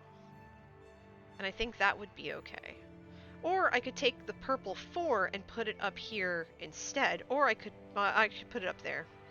So yeah, I'm gonna take the purple 4 and put it there. So let's take the purple 4. That's gonna put 1 on the board. Again, I don't like using tools this early, but I think that was the best decision. Okay, so now we have a yellow 3, a yellow 1, a blue 5, and a purple 5. Okay, very good. We have no 5s on the board so far, so we could definitely put them to good use. I think a purple 5 here would be ideal, because we don't have 5 in this row yet. I think we'll be okay with that. And I think that blue 5 will go nicely right here. So let's do that. I'm going to do that. That's going to put 4 on the board. Now, we took a break a little while ago. I need to step out for just a minute, so hold that thought. I'm going to leave the board up for you. Okay? I'm going to leave the board up for you. I want you to take a look at it, see what I have here, and then I want your suggestions in the chat until I get back. I'm only going to be about a minute or two.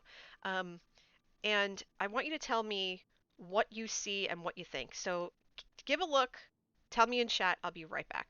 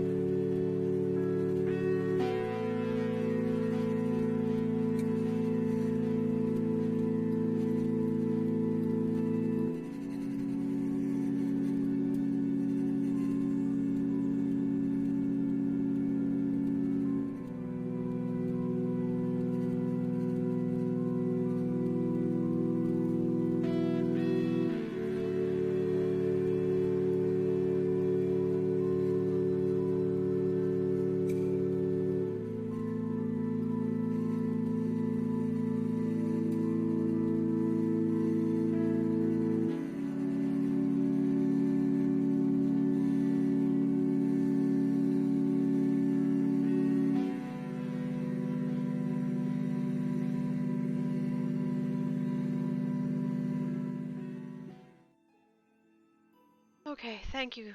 I needed to step out for a few minutes. Thank you. Alright, so let's see. What do you got for me? Let's see. Click on something to see possible placements.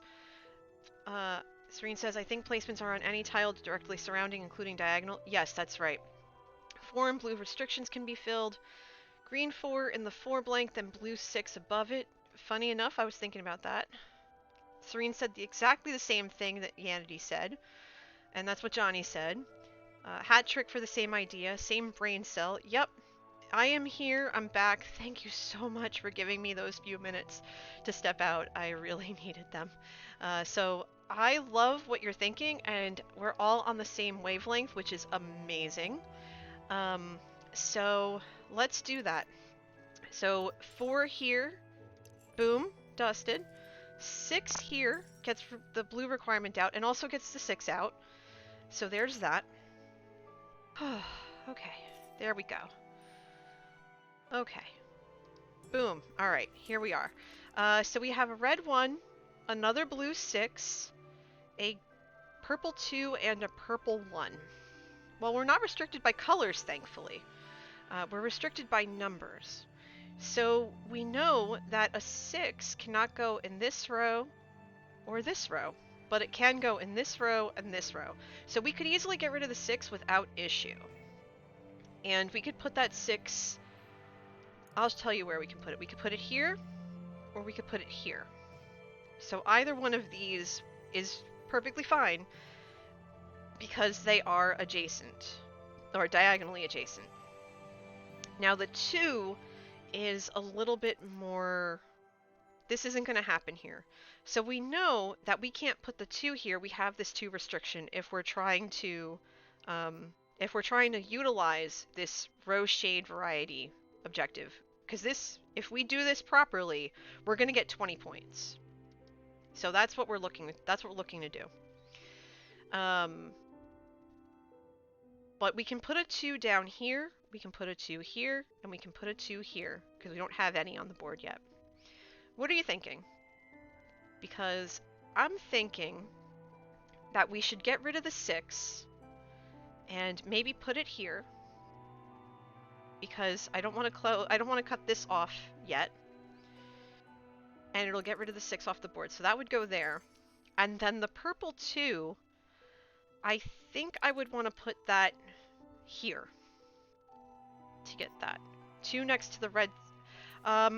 No. What, you mean over here? On the right? Like this? Like over here? Okay, so red 6 here, purple 2 here. Alright, I like the way you think. That's fine. And then we'll put the purple 2 here. That works. Alright, good, good. Like the way you think. So now this yellow can be a 1, a 3, or a 5. So we have to look for that. The second we see a yellow 1, 3, or 5, that's automatically going in there. And hey look, a yellow 3. Boop. Done. So that's automatic.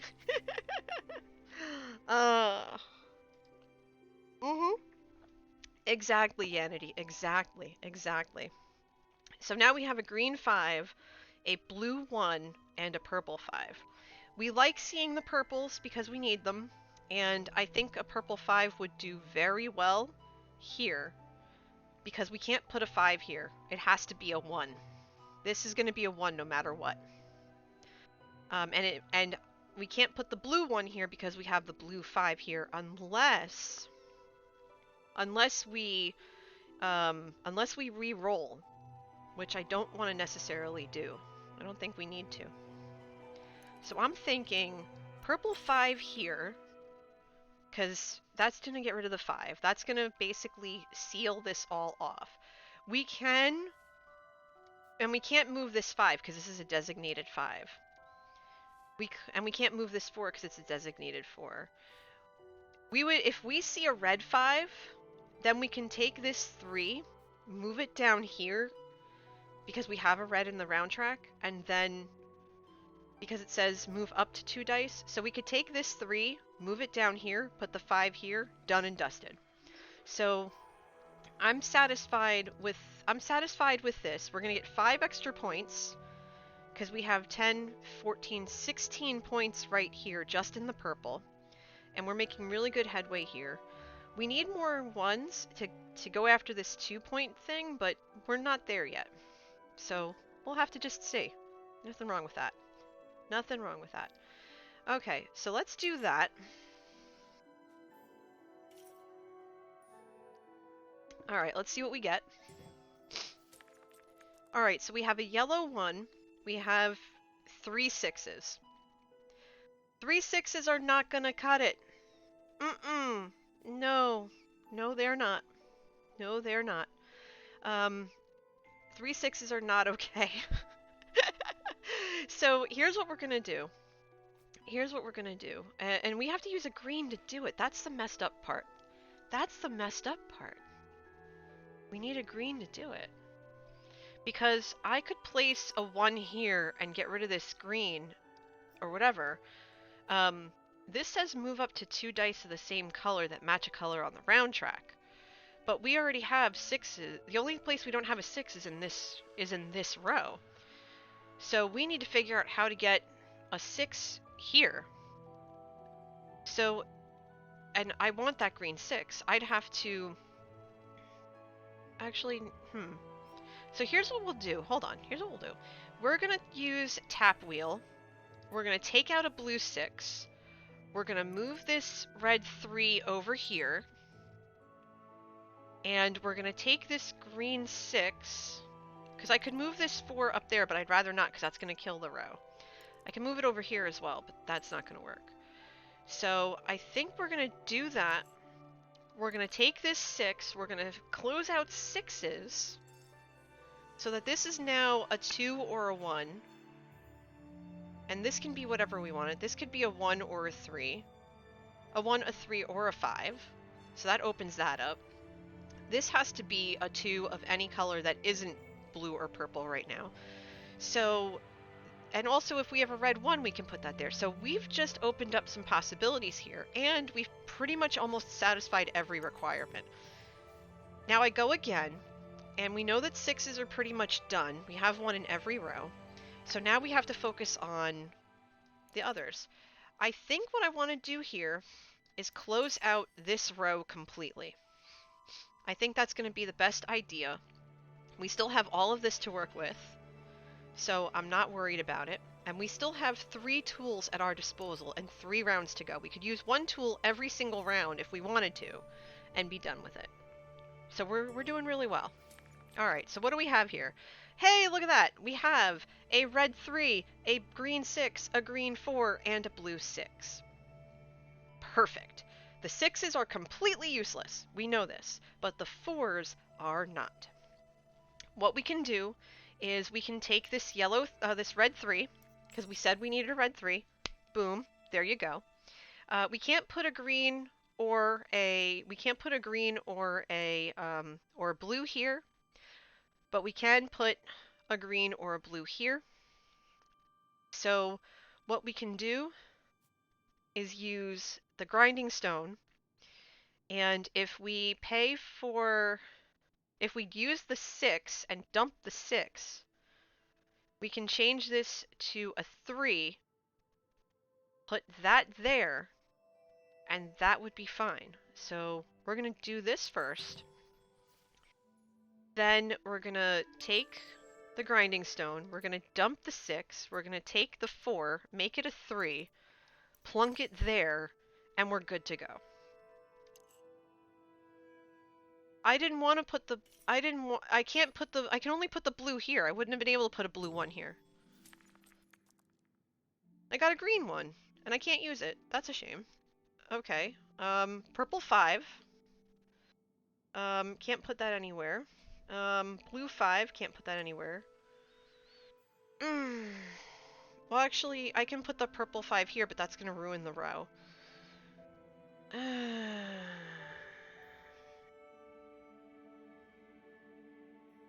So... Hold on, this is the one that you draft a die, then re-roll it. I can't use blue at all, so I would have to re-roll the green, but the green's not going to work. Green can't go anywhere except here, so I'd have to try for... I can't use the blue either.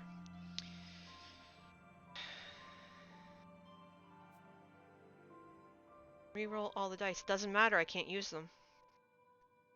But I still can get rid of this. I still can get rid of this. I can't put the purple anywhere. I can put the purple here, but it's gonna ruin it.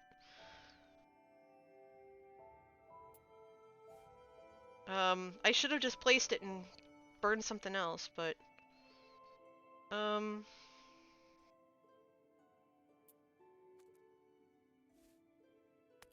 Yeah, I know. That stinks. I'm gonna have to try this.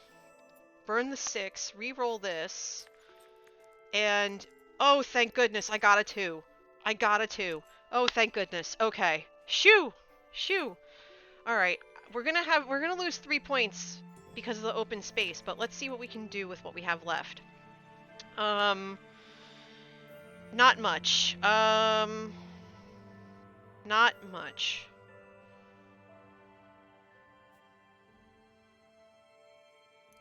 So we're gonna do that. And we're gonna have 2 open spaces because I can't place anything else. So that didn't work. I don't think this worked, but we'll see. Not giving up. Not giving up. Not giving up at all. Not giving up.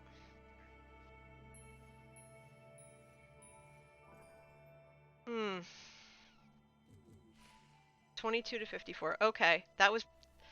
Oh, goodness. Okay. Okay. And this is on easy mode. This is really hilarious. I'm not gonna lie. Alright. Not giving up. Going again. One more time. One more time, y'all. One more time. I might give you 1 or 2 more games because I had to step out for a while. Alright. Here we go again. Another poll, because I love hearing what you have to say. Alright, there we go. So we have, which board? Aurora Sagradas for 4. Industria for 5. Bellsguard for 3. And Lux Mundi for 6. Okay, and new poll begins. I know we're gonna get it. I know. We're gonna be looking for yellow and green. And so get your votes in. You've got about maybe 40 seconds left. Get those votes in there. Tell me which board you want me to play. Which board should I try next? Everyone's looking towards Industria. Industria. Ooh, Bellsguard's coming in. Now it's 50-50. Oh, Bellsguard's looking ahead a little bit, maybe. 50-50, 50-50. Come on now, get your votes. Your channel points. Get them all in there. Get them all in there. Bellsguard coming out ahead, 67-33. 67-33 with about 25 seconds left. 67-33. Bellsguard might take this. Bellsguard might take this. Oh, Industria's starting to catch up. 60-40 now. 60-40 with about 15 seconds left. Bellsguard, the level 3, 60%. Get in there, Industria fans. If you want this, you gotta get in there. 60-40, 60-40, 2, 1. Bellsguard. Alright, contributing those channel points. Thank you. Alright, Bellsguard it is. Let's go. Alright, so what are we looking at? What are we looking at tools-wise? For green, lens cutter and grinding stone. We've seen these quite a few times throughout the streams. Lens cutter says draft a die, then swap it with a die from the round track. That's actually going to be really helpful. Grinding stone, we tried to use that last game, drafting a die, then flipping it to its opposite side. For blue, Eglomi's brush, which we've seen a number of times. That's where we move a die ignoring color restrictions, but we have to obey all other placement and adjacency restrictions. Tap wheel also for blue. We just used this last game. Move up to 2 dice of the same color that match a color of a die on the round track. You must obey all placement restrictions.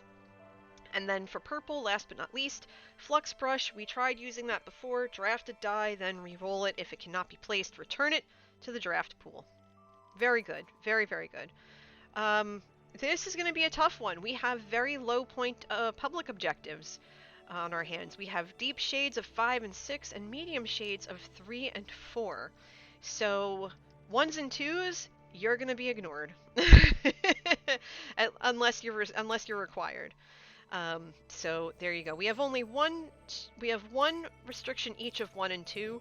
Everything else is high point. That's what we're going to be going for.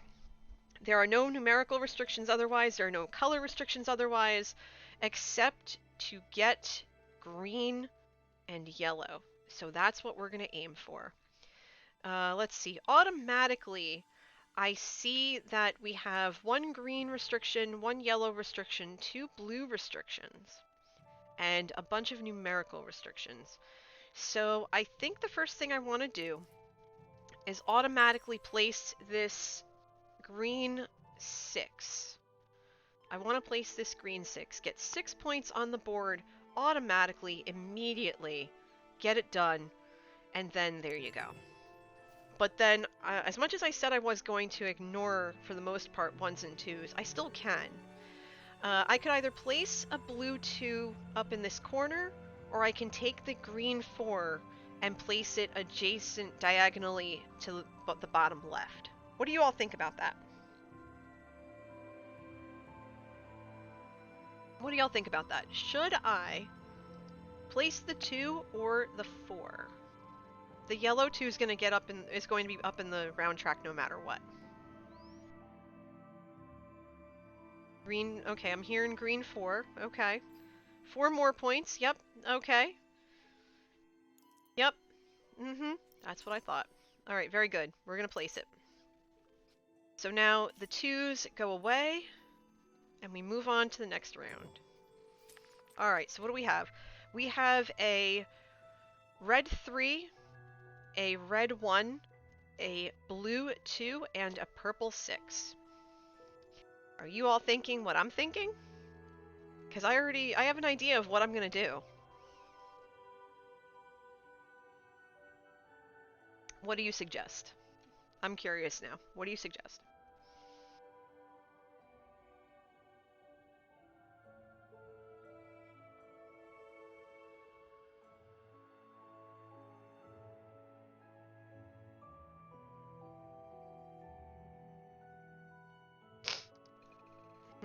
Because here's my thought. Let me share with you my thought, and I want to see if we're on the same wavelength here. Yanity says blue in the 2 spot. I can't place anything yet, Yanity. I have to be adjacent to the other dice. I can't reach that 2 yet. Oh, I see. Blue 2 in the 2 spot. Purple 6 below and 6 spot. Oh, okay. You meant the 2 here and then the 6 here. Okay. All right. That's along the lines of what I was thinking.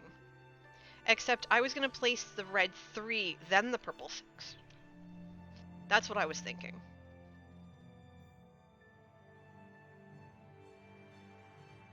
Because numerical restrictions are harder to fill, in my opinion.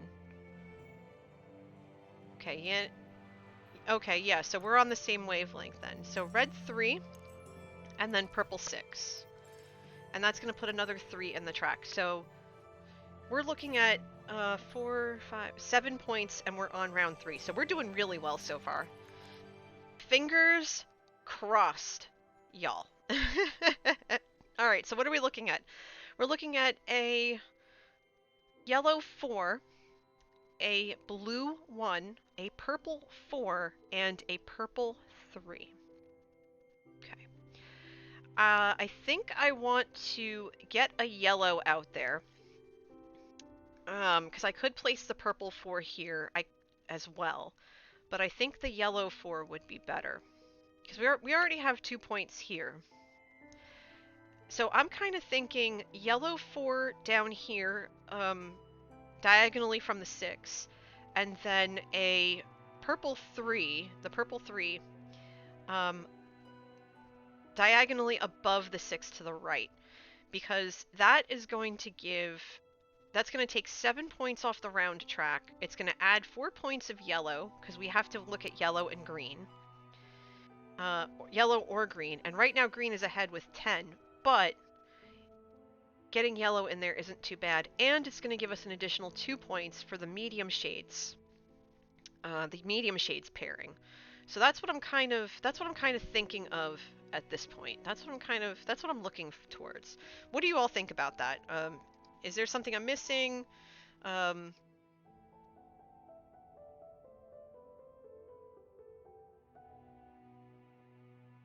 not sure. There's options. There's options. There's so many options.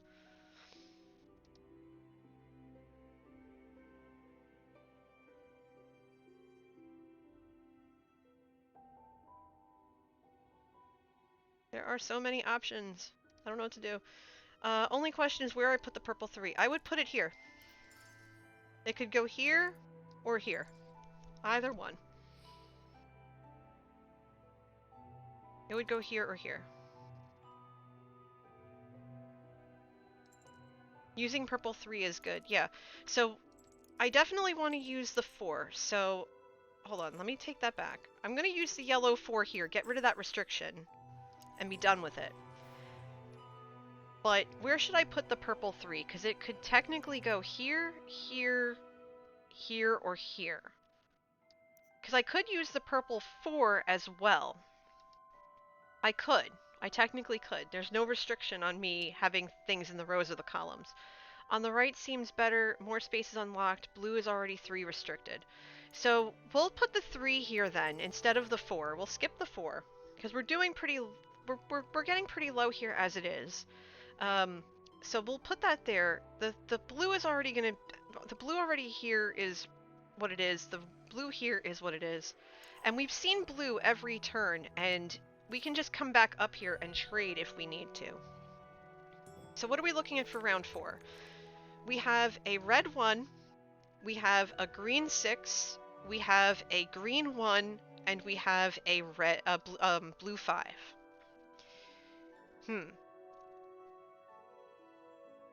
So let's see. We already have 2 6s. We have no 5s on the board for the pairing. The blue 5 could easily go in this space between the 3s, or it could go in the top left corner. The green 6 I'm not able to reach yet. The green spot I'm not able to reach yet. So I could put the red 1 here instead, and then use the green 6 here.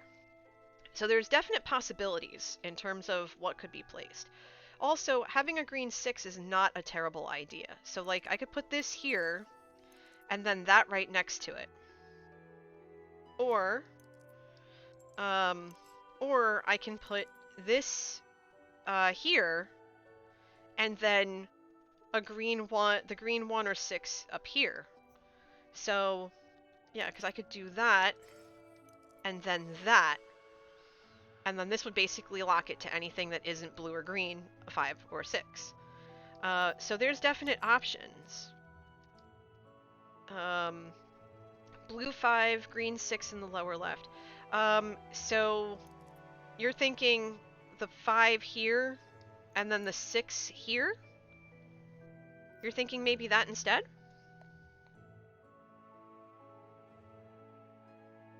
It's not a bad thought. There are options here. There are definitely options.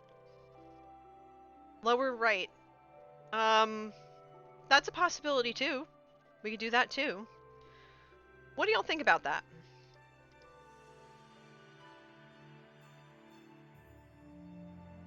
What are y'all thinking about that? I'm liking the way you think.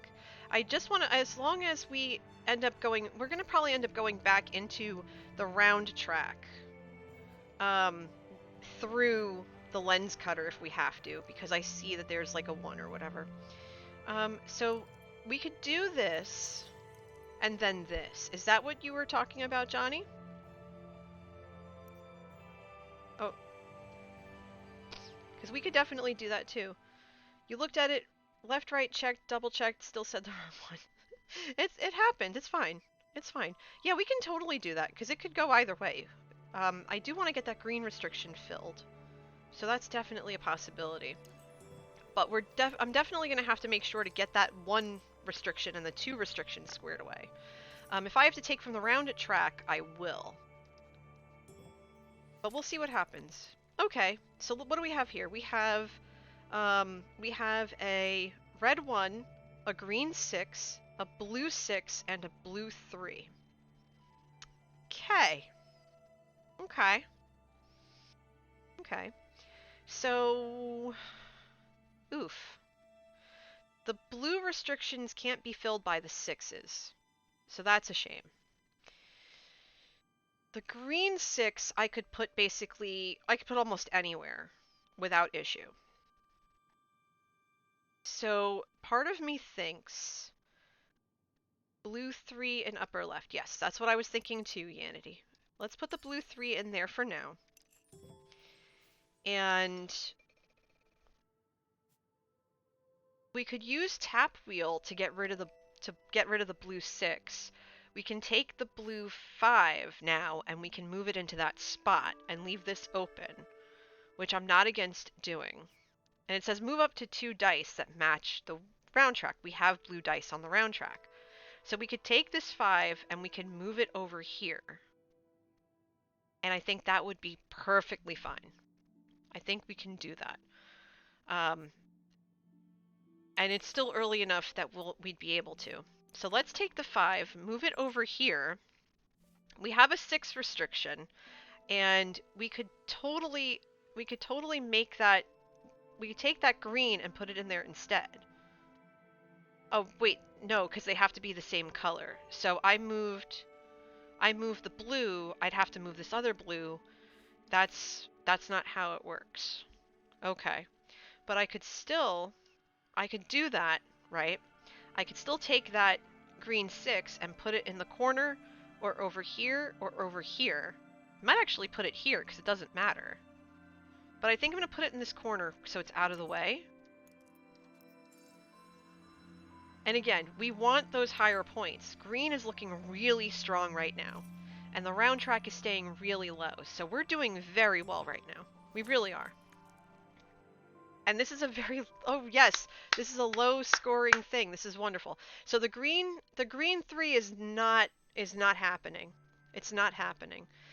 But we do have lower points on the round track to use. We have 2 red 1s, a yellow 1, and a green 3. We know that the green 3 can be used. The green 3 can be used. We can put it here. We can put the green 3 there. So we know that's a thing. The yellow 1 could go in the yellow part, or it could go in the red part. Well, what I'm thinking... what I'm thinking is put the green 3 there, and then the red 1 there. Because yellows at this point, greens are smashing through yellows, so I'm not really worried about the yellows. Do that, and then take the 2 points on the board. So we'll put this red here. Open that up. And that's 2 points. So I think we're doing really, really, really well. We're gonna do this, I swear we are. Alright, so what are we looking at this round? What are we looking at this round? We have a red 6, we have a red 4, we have a yellow 2, and a green 2. Okay. Greens are our friend. They are. We don't have blue or purple, so we can't use those 2 tools, but we do have a green. So we can either trade for the round track, which I kind of don't want to do because that's going to add points to it. Or... oh, okay, Serene. I hope you can too. Or we pay the green and we use the grinding stone, which we totally can do. We totally can do. So part of me thinks that we should put this yellow 2... actually, no. We should put the yellow 2 here. And get this restriction out of the way.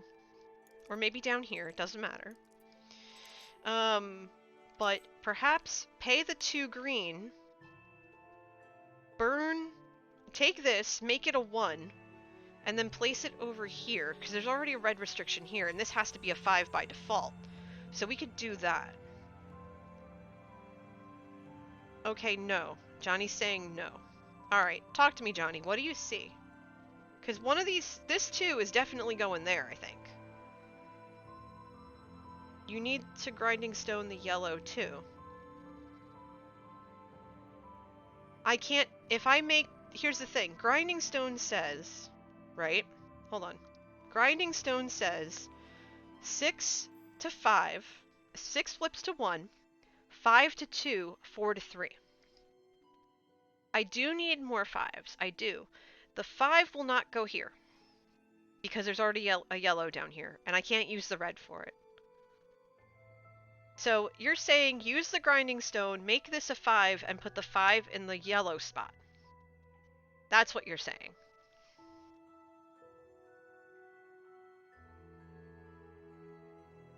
Okay.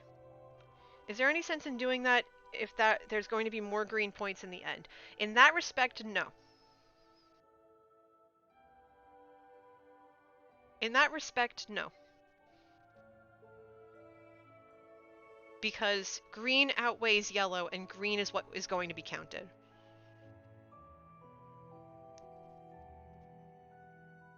Green is going to be what's counted. And my thought is use the 2 2s for now. And if I get another green, then use tap wheel to take the red 6 out and replace it with whatever to replace it with a 1 or something and put it up there. So I kind of don't want to waste it. So I'm thinking green 2, add 2 more points there. Do this. Leave that alone. And then use this within the next 3 rounds to replace it. I think that's going to be the best bet, Johnny. Because I want to burn these tools through, but not right now. Yeah. I see what you're saying though, and I think you're onto something. But I'm not I'm not sure. Now see, I have another green 2. And I have a red 3 and I have a purple 6. The purple 6 I can't place anywhere. Alright, Serene, thank you. The purple 6 I can totally burn. I can burn that now if I want to. Because I have drafted die, then re-roll it, so I can definitely use that. I can use the grinding stone again, or I can use the grinding stone or the tap wheel. The tap wheel I could use. Alright, hold on. Move any one die in your window, ignoring color restrictions. Okay, do I want to move anything right now? Because this has to be blue.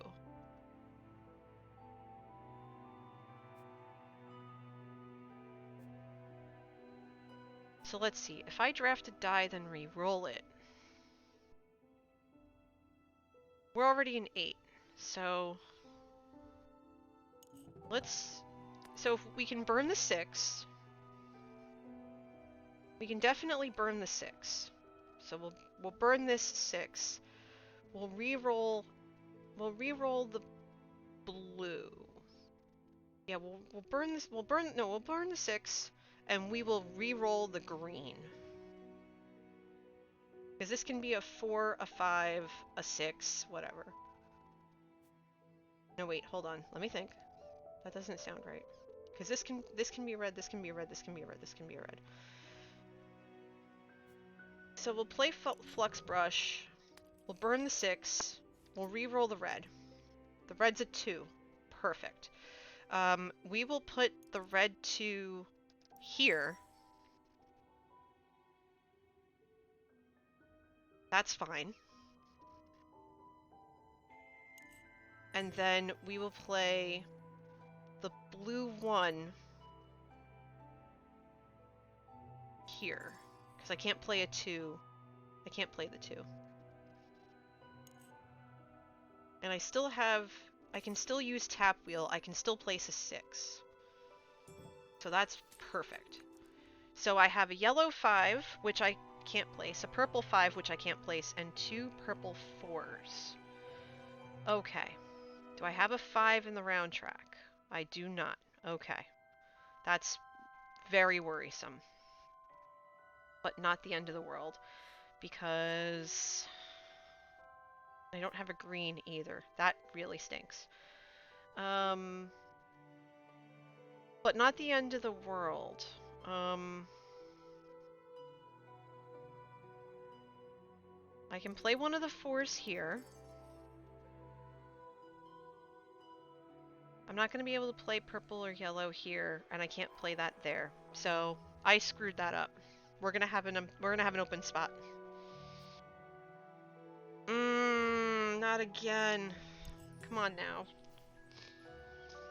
And I can't play anything, so. Not the end of the world still. I'm not worried. I'm not gonna worry about it.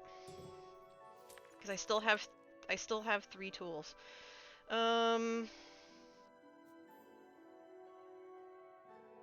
And I still don't have any 5s. Why don't I have 5s?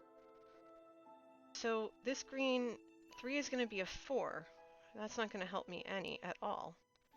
The purple's useless. The green is okay, but it has to be changed somehow. The yellows are useless. So okay. So I need to get rid of that red 6 that's up there. The red 6 and the red 4 somehow. So I will... Hey, Fally. I'm gonna use this.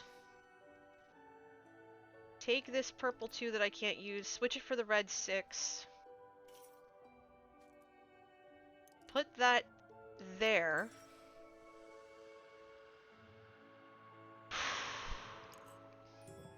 And be left with 2 spots open. So that didn't work the way that I wanted it to. But also, always go with your instinct. If you have numerical restrictions, always fill them in. We have, it's also a lower target score, which isn't too bad. I think the greens are going to help. Okay, so we're at 8 points so far. 35. Okay, we need 11 more points. No. Ah, bummer. Okay. Alright, not the end of the world. Not the end of the world. It's fine. We will beat this one of these days. How's it going, Fally? Everybody, if you're not already following Fally, you really need to. Because he's great. I play on his Shamblecraft server. And that reminds me, I should probably plug Shamblecraft while I'm at it. Please tell me that was the right command. If not, I will try again. There we go. Alright, I'm gonna give it one more try. Yeah, I saw that you gave a presentation at the last minute. I saw that it went well. I'm glad to hear it. So what happened with that? What happened with that?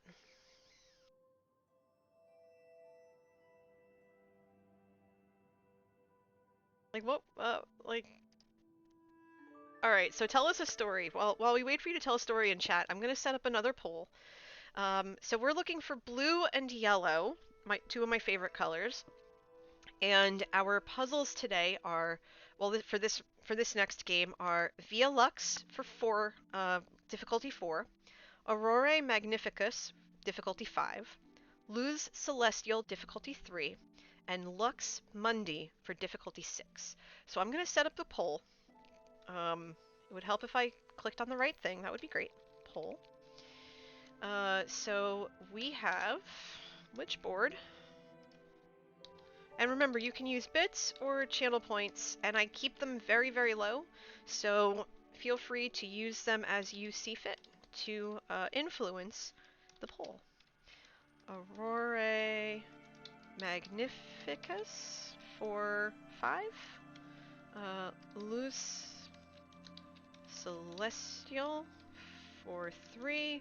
And then Lux Mundi for 6. Alright, 1 minute starting now. Get in there. Fally says, okay, so The local skiing sporting club held the cross-country championship today with 37 skiers taking part and about 200 more in attendance. And last night, the dude who was supposed to be the speaker, announcer, color commentator called in sick. Oof. So they called me because they panicked and I said, sure? Wife's still not feeling well after stomach issues last night, waiting until tomorrow. Aw, dude, I'm sorry. Please tell Mrs. Fally that I hope she feels better really soon. If you have a ginger ale of some sort, that would be great. Maybe that can help. Okay, so right now it's tied Aurora, Magnificus, and Lux Monday, 50% each. Get your channel points, your bits, your votes in there right now, because it is square away, half down the board. You've got 2 choices. Get in there, get your votes, and with 1 left, it's tied. It's tied. Fally says I got to channel my inner Jerry Lawler and comment on skiing. Oh goodness. Oh goodness. Oh goodness. I don't want to know. I don't want to know. Alright, so we have to break the tie. Aurora Magnificus or Lux Monday? Aurora Magnificus. If I could spell. I just heard the raid go off. 1 second, I'll be right with you. Magnificus for 5. And Lux Monday for 6. Alright, get your votes in. Ian! Hello! Hello! Welcome, Raiders! Welcome, welcome, welcome! My name is NJ Coffee Junkie, but most people call me NJ for short. And welcome to Sagrada Sunday. We are just executing a poll. We are trying to break a tie between the 2 boards that I will be playing this round. We are trying solo mode. So this is a game called Sagrada. It's a dice placement game. You can get it as a physical game via Floodgate Games, or you can get this on Steam. And basically what you're trying to do is recreate these beautiful stained glass windows. They're based off of a real basilica in Spain called the Sagrada Sagrada Familia Basilica. It's out in Spain. And I found this game a couple of years ago. It's absolutely one of my all-time favorite games besides Pandemic. And right now, Lux Mundi with a 6 difficulty has won 67% to 33. Y'all love to push me. I love it. I love it so much. But Ian, welcome. How was your stream? I saw you were doing crosswords like you normally do. So I love that you do that every Sunday. I watched a little bit of it before starting the stream. I was like super lurky. But for those of you who don't know, Ian and I go way back. We are, I don't want to use the phrase real life because y'all are real life, but we are in-person good friends. We've known each other for about a decade now. And he is a relatively new streamer who is just absolutely crushing the stream game. And I mean crushing. So go give him a follow. Tell him NJ sent you. You will thank me later. That's an absolute promise. But how was crosswords? How many were you able to get through? You know, that kind of stuff. Tell me a story. And by the way, I really like the haircut too. I like what you did. Or had done. And thank you for the follow, Joel Talk Show. But for those of you who are coming in from Ian's stream, I normally stream Minecraft Among Us, and this is my Sunday morning / early afternoon extravaganza. I love this game, and I've been playing it for a while. Ian's stream was great, finished pretty quickly, doing a playthrough of I Love You, Colonel Sanders, a finger-licking good dating simulator, doing a KFC mukbang later. We got through this past week's crosswords. Nice! I kind of don't want to know about the I Love You, Colonel Sanders simulator thing, though. That I have questions. I have questions, good sir. I have questions. Oh, I want to know and I don't want to know at the same time. I am torn in the wanting to know department. I am torn in the wanting to know department. You're gonna have to tell me more about it offline. But like I said, go follow Ian. He's great. But welcome, Raiders. Come on in, make yourself at home. Welcome to the cafe. So, like I said, this game is a dice game, and you place dice, and you're trying to build these beautiful stained glass windows. We beat the campaign. We 3-starred through the entire campaign over the last couple of months, and now I'm doing solo mode. And I'm on very easy right now, which is not as easy as it seems. In this game, I allow backseat gaming, so if you have advice or suggestions, I'll take them. And because so many of you are new, I will walk you through how this game is played. Then you do as commanded, good sir. I will catch you later. Looks like I know who. Looks like I know who we're gonna stream in a little while. But I digress. So here are the tools that we will be using during this game. In solo mode, they can only be used once per game, so you have to be really careful about when and how you use them. They require you to burn a die to use them, and it's like I said, once per game. So we have grinding stone, which I would use a green. Draft a die, then flip it to its opposite side. So 6 becomes 1, 5 to 2, 4 to 3, and vice versa. Then for purple, Grozing Pliers. Draft a die, then increase or decrease its value by 1. 1 may not change to 6 or 6 to 1. That makes sense. And Grinding Stone and Grozing Pliers, they kind of complement each other very well.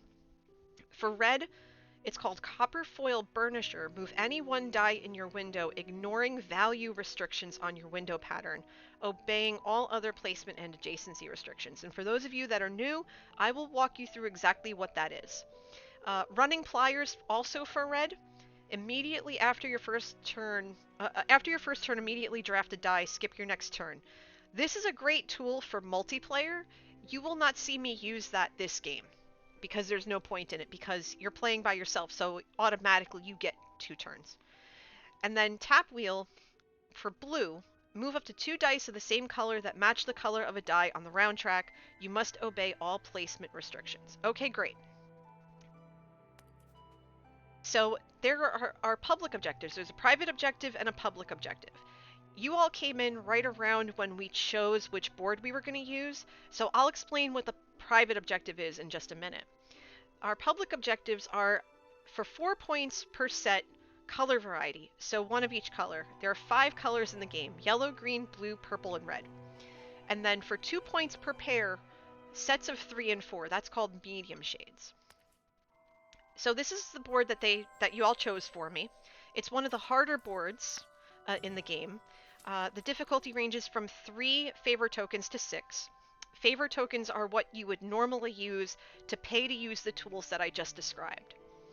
The way that this game works is that every round you're given a number of dice. In this case, because it's just me, I get 4. So I have to figure out where to place them. Dice are placed adjacent to one another, either next to each other or diagonally. And there are 2 different types of restrictions that I have to keep in mind when playing outside of the board. I cannot place a number next to a number, so I have a yellow 5 and a green 5 here. I can't place them side by side. Diagonally is fine, but not side by side. And I also can't place colors next to each other. So the yellow 5 and the yellow 1 that I have here, they can't be placed next to each other either. They have to be diagonally or separated. The board has various restrictions as well, both by color and by number. So I could only place a 5 in this 5 spot. I can only place a 1 in this 1 spot. So that's also something you keep in mind as you continue to play. The private objectives that I have, as solo mode, I either have to focus on putting blue, because that's the sum of the blue values on the dice. So for example, the other side is yellow. So whichever one I have more of at the end of the game, that's what's going to be counted, because it picks just 1. And so right now I have up to 6 points at my disposal to use as I see fit. At the end of my turns, whatever dice are remaining are placed in the round track. That's this up here. There are 10 rounds per game. And at the end of the game, the total of the dice in the round track is what will determine the score that I have to beat to win. I have yet to win a game, but I am determined to win one for all of you. So right now, I have a yellow 5 and 1, a green 5, and a purple 1. In order to place my first die, I have to place it in one of these spaces around the perimeter of the board. I have to start from the outside and work my way in and through. And automatically, what I'm thinking of doing is placing the yellow 1 right here in this left-hand space, and then diagonally following it up with the yellow 5. And my thought process is, because yellow is one of the private objectives I have, that will start me off with 6 points on the board. It'll balance out the 6 points I'm going to put on the round track, which is fine. And also, it will prevent me from accidentally placing this green 5 here or here, because then I wouldn't be able to place a green here or a 5 here because of the 2 restrictions. So I think that's what I'm going to do for this first round. Now, for those of you who are here, I said I allow backseat gaming, and that is 100% the truth. You can ask anyone who's here. They are always happy to give suggestions and advice, and you're welcome to do the same. If you have any questions about the game, or you're not sure about how this is working or anything like that, throw your questions in chat. That's totally fine. I will answer them to the best of my ability along the way. Like I said, I love this game, and I could explain it till I'm blue in the face because it's just so good. All right, so what do we have now? We have a red 3, a green 1, a purple 4, and a purple 1. Okay, great. That's off to a good start. No blue, no yellow, but that's fine. So we can't use tap wheel, for example. That we can't do anything with that because we have no blue to burn for it. We could use, let's see, what's this one now? We could use grinding stone or grozing pliers or copper foil burnisher, but it's still too soon to use those just yet. There's not enough. There's not enough on the board to really make those useful. So what I'm thinking instead, what I'm thinking of doing here, is perhaps taking the red 3 and putting it diagonally to the right of the 5 because there is a 3 restriction here. And then taking the purple 4 and placing it in the 4 restriction, taking 7 points away from the round track, leaving 2 points to go up into the round track, and giving me a low point advantage. And also filling in these restrictions. Numerical restrictions are much harder to fill in than color restrictions. And especially late game, if you have a numerical restriction and everything else around it is filled in, you find that you're kind of left with your back against the wall, and that's not ideal. And I also have to keep in mind that we do have tap wheel. So if I need to come up here and take something that's a higher point and put it down here, I can still do that. All right, so what do we have now? We have a green 5. Okay, great. We have a blue 4. Okay. A purple 6 and a purple 4. Okay. Okay, that's something. Okay. That's fine. So we need to think about this. We need to think about this realistically. We can't place the we can't place the purple 6 next to the purple 4 because of the color discrepancy. And we can't place the green 5 in the green spot up over here above the other 5 because it's a 5 next to a 5. That's not allowed. And we really can't place it down here below the purple 4 because there's a green restriction right next to it. So that would negate the green restriction. But what we can do to keep our point value down is we can place this purple 4. We can place it here underneath the 5 or adjacent to the 5. I think we should place it below the 1 and adjacent to the 5 to the left. And then the purple 6, we can put that right here. And then this blue could be a 4, a 3, a 2, or a 1, and that would open up some possibilities. So I kind of think that's where I want to go with this. I know that this entire column here is not reachable yet, and that's fine. We're going to get there. We're going to get there. So we'll plunk this purple 6 in. We have 9 points left. We'll probably hit the tap wheel up and get those later. At least, I hope so. Alright, so what are we looking at now? We have a red 5, a yellow 4, a blue 1, and a purple 5. Well, the purple 5 is not going to help us in that 5 spot at all. But the red 5 can. So the red 5 is going to fill that in very nicely. Red 5 is going to fill that in very nicely. So we'll do that, I think. Because we can also use it. We could also not use the 5. We can burn it if we want to. I do want to use that 4. I do want to use that 4. And the purple 5 can be used elsewhere. But we need the 3s and 4s for the bonus points. And we need to diversify our colors a little bit. But the yellow 4 is definitely going to be used because we want to have those points on the board. So we'll play that. And then I think what I want to do is play a yellow 4 here, upwards diagonally to the 3, so that this final column starts to open up. And we'll see what happens after that as we go along. So that's going to put 6 points on the round track. And we're almost at the halfway mark. Round 5 is at about the halfway mark. Alright, so what do we have here? We have a red 3, 2 green 4s, and a green 3. Okay, this works. So what do we want to do? Welcome back, Serene. We did not win that round. We got wrecked. But that's okay. We're trying again. We're going to try one more time. One more time. And then we'll go from there. We'll go from there. So, we'll go from there.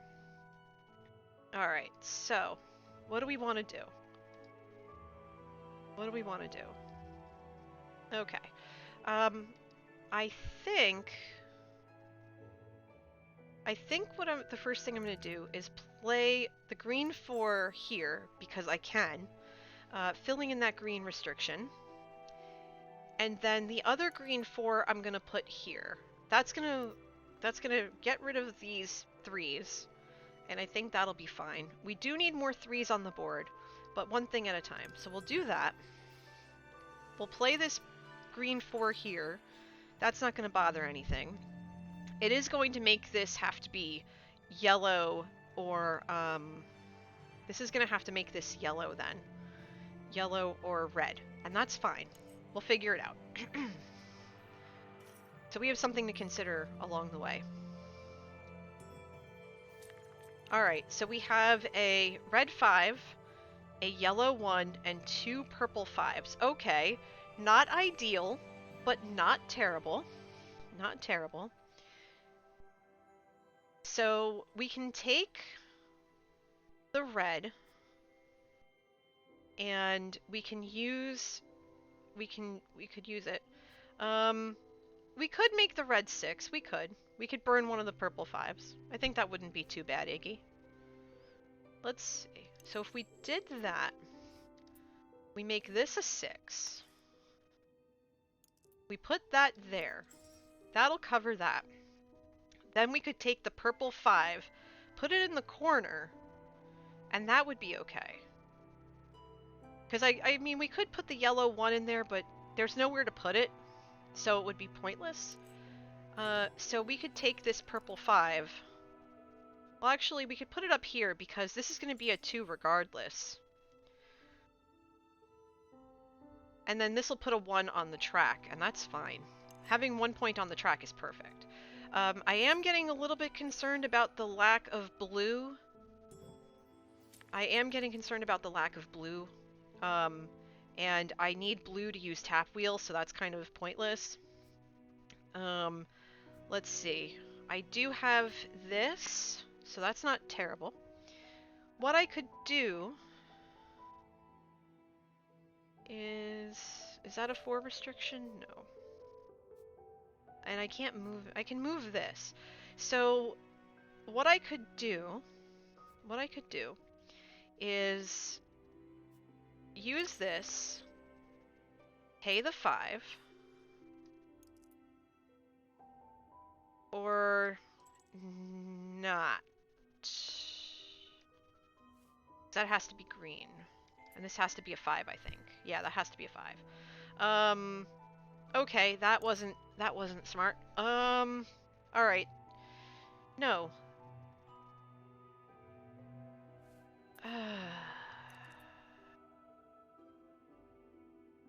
Yeah, I will put the 5 up here. And then I'll put the 1 down here. Because I can't do anything else. I could put a 1 here, but that's going to negate this. And this has to be anything other than red or yellow. So that's not going to help. I could use copper foil burnisher, but I have nowhere to move anything.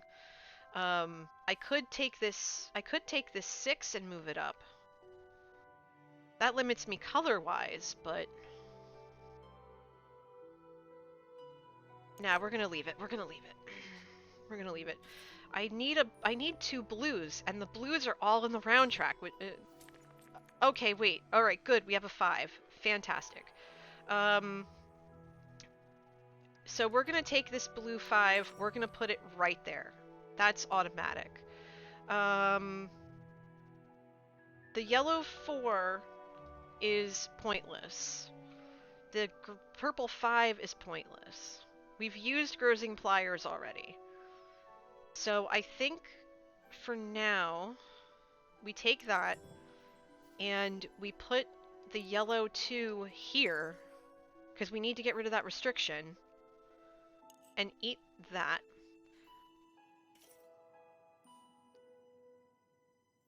We're down to 2 turns left.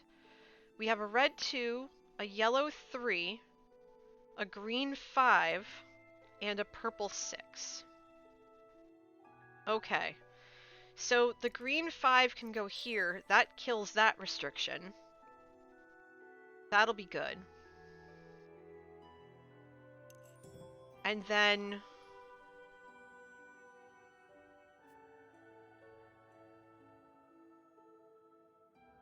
we'll burn this purple 6.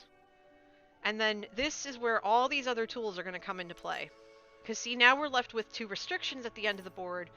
And if we get a couple of blues, I'll be able to swap them out. And I didn't get blue. That's fantastic. Awesome. Thank you. Thank you for not helping in the slightest.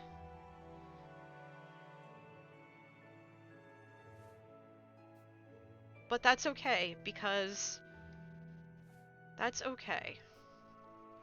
I only have 2 blues, and that's not gonna help.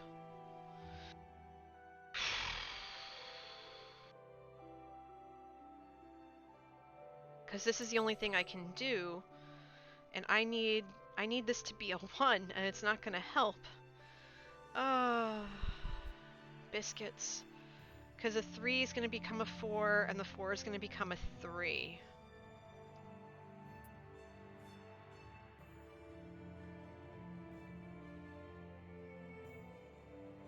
So it doesn't matter. It doesn't matter. So we're definitely going to we're definitely gonna eat that. Let's see.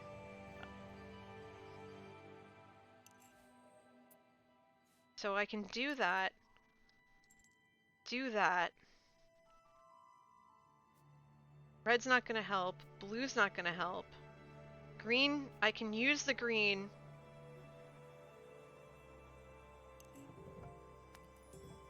I can use the green, burn the 4, turn the 5 to a 2, and I have to, see, that's the thing, I have to use it. I have to use it. So that was unfortunate. I ended up with 2 restrictions that I didn't want. And I was really hoping for a blue and didn't get it. So, and yellow's not going to help us much. 58 target score. Yeah, I don't think we won this one either. Rip. Rip, rip, rip, rip, rip. Rip. That's fine. That's fine. 58 to 17. Oh gosh. I'm sorry, y'all. I'm so sorry. Oh no. That was unfortunate. That was so unfortunate. Oh. Alright. I've been going now for 3 hours. I usually go 2.5 to 3. So here's the question I have. Do you want to go one more, or you want to wait till next week? Because I feel like we have to try one more time, I guess. But I've also been here for 3 hours, and I've got stuff to do. What are you thinking? Hold on. I'll let you decide. I'll let you decide. Uno más?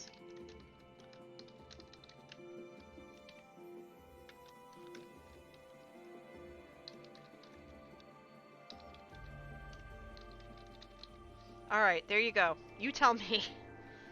You tell me.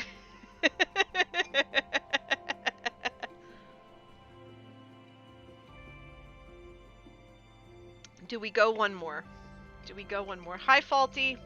Welcome. Come on in. Make yourself at home, my friend. How are you? I hope you're doing well. Mosul, hi. Good to see you, bud. How's it going? Oh, well, awesome. If y'all vote yes, we're going to do one more game. We're going to try one more time, and then we're going to go find somebody to raid. Because I've been going for 3 hours now, and I'm going to spend the rest of the day. It's Valentine's Day. I'm going to spend it with my hubs. We don't necessarily observe Valentine's Day. Kajiro!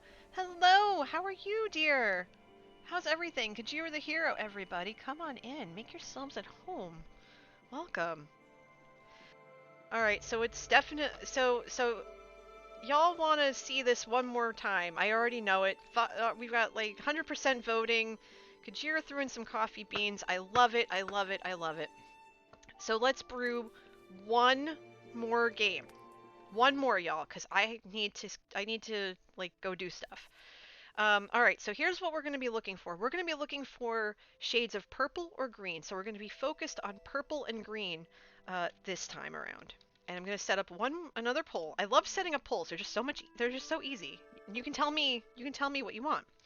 So, looking at the fact that we're going to be looking for purple and or green as our private objective, we have 4 different boards to choose from, as we do every time. The number of favor tokens, which are the diamond-shaped bits at the bottom of at the bottom of the board on the right, indicate the difficulty. Difficulty of the boards runs from 3 favor tokens to 6. And in this poll, as I always do, I post how many favor tokens each board has, so that you can make the most informed decision on what you want me to play. And Kaleidoscopic Dream. Alright, so I just started the poll. Dream one because it's N. Oh goodness. Oh, I see that. Oh, that's neat. I never noticed that before. I see. But yeah, I just threw up a new poll, minute long. Kaleidoscopic Dream starting out with an early lead. I see. I think the dream. I think the subliminal N is gonna take it on this one. But we're about 30 seconds left on this poll. So get your votes in there, everybody. Tell me what you want to see. Oh, Ripples of Light coming out of nowhere. 67-33. Oh, no, wait, it's 50-50. It's 50-50. Oh, wait, Ripples of Light coming out ahead. Coming from behind. Kaleidoscopic Dream is catching up. Oh, no, wait, Kaleidoscopic Dream has taken the lead. Now it's 50-50. They are nose to nose, neck to neck. Kaleidoscopic Dream 58-42. 62-38. Kaleidoscopic Dream is pushed ahead 64-36. Ripples of Light is falling behind, and with 64% of the vote, kaleidoscopic dream, the subliminal N, not so subliminal N, taking the victory on that. Very good, everybody. Very good. I love it. I love it. Thank you for contributing the channel points, the coffee beans. That's what they're there for. I'm so glad to see them put to good use. So there you go. Now, what tools are we going to use this game? Kajir says, I've spent all my points. Well, you get more every time you watch, so it works out. So what are we going to use for this game, everybody?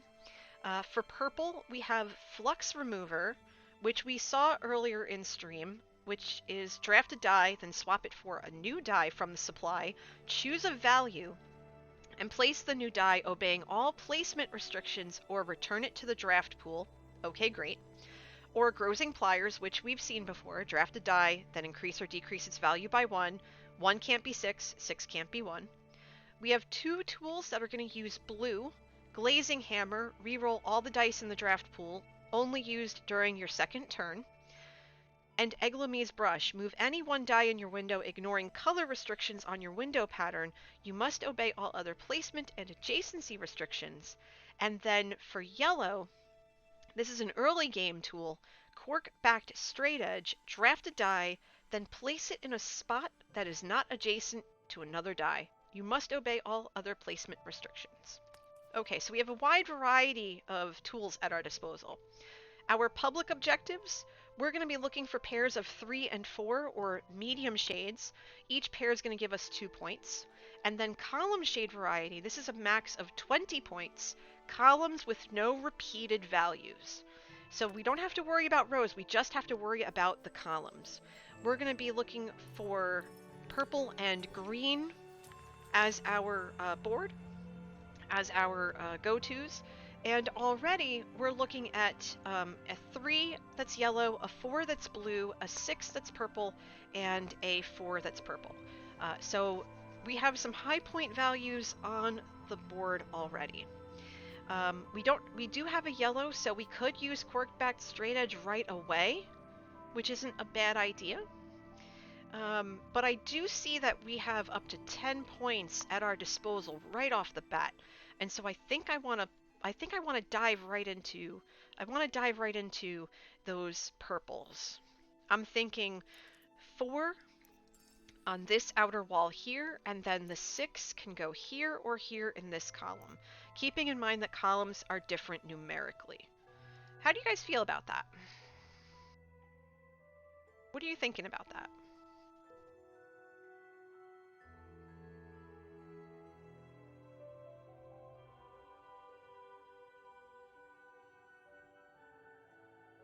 Because I'm thinking that's pretty darn good, honestly. I'm thinking that's good. You don't know this game, so don't ask you. If you have questions about it, Kojiro, ask. I love this game. I'm happy to explain it. But I'm thinking that's what I'm gonna do. So I'm thinking this is going to eliminate all of these from being a 6. And I don't like that. So I'm going to put this up here and make this anything but purple. I think that's going to be best. Putting a 6 here, knowing that I wouldn't be able to put a 6... Well, I wouldn't be able to put a 6 here to keep the column different, but this and all of this, that's not going to jive. So I think restricting it to only this is going to work. And we'll keep these out of the way. Next round, I think if a yellow comes up, I'm going to use cork-backed straight edge. And it didn't. That's fine. We have a green 6. Hey, look at that. We were right. We called it. A green 5, a blue 6, and a purple 2. Okay. So, excuse me. What does this mean? We can remove up to 11 points here safely without interfering with the objective of the no repeated values. Not both 6s, Iggy. We can put the green 6 here, right? Now we could put a blue 6 here, but that wouldn't give us any bonus points and it would kill the row for us, as opposed to the green possibly giving us 6 points. So what we could do instead is put the green 5 here. That'll open us up to this, start opening us up to this side and down here, because I can't use the yellow yet. I can't use Corkback Straight Edge. So that's kind of what I'm thinking. Get rid of this, keep this open for now, use the green 5. Yeah, it's going to be 8 points, but it's not too bad. Because I don't want to use this blue yet. There's no need to. And then plunk that there. It's going to put 8 points on the board, sure, that's fine. But it's okay. And now I can't use a 5 in this column, that's fine. But so far, so good. So far, so good. Alright, so what are we looking at now? We're looking at a yellow 1, a blue 3, a purple 4, and a purple 3. Okay, great. This is good.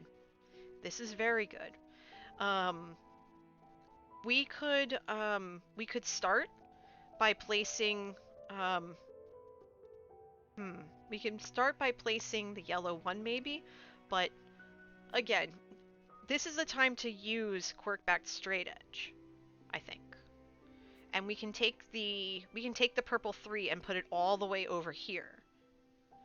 And get that restriction out of the way. Plus it'll open all this up. So I think I want to do that. We'll pay the 1. And we'll put this 3 here. And then the blue 3 can go here or here. I would probably want to put it up here, just in case. I think that might be the most prudent thing. And keep this open for stuff. I think that would be good. So I'm gonna do that. Because this can be whatever it wants to be, and I can't put a 3 here anyway. So it just makes sense to do that and just drop the 4.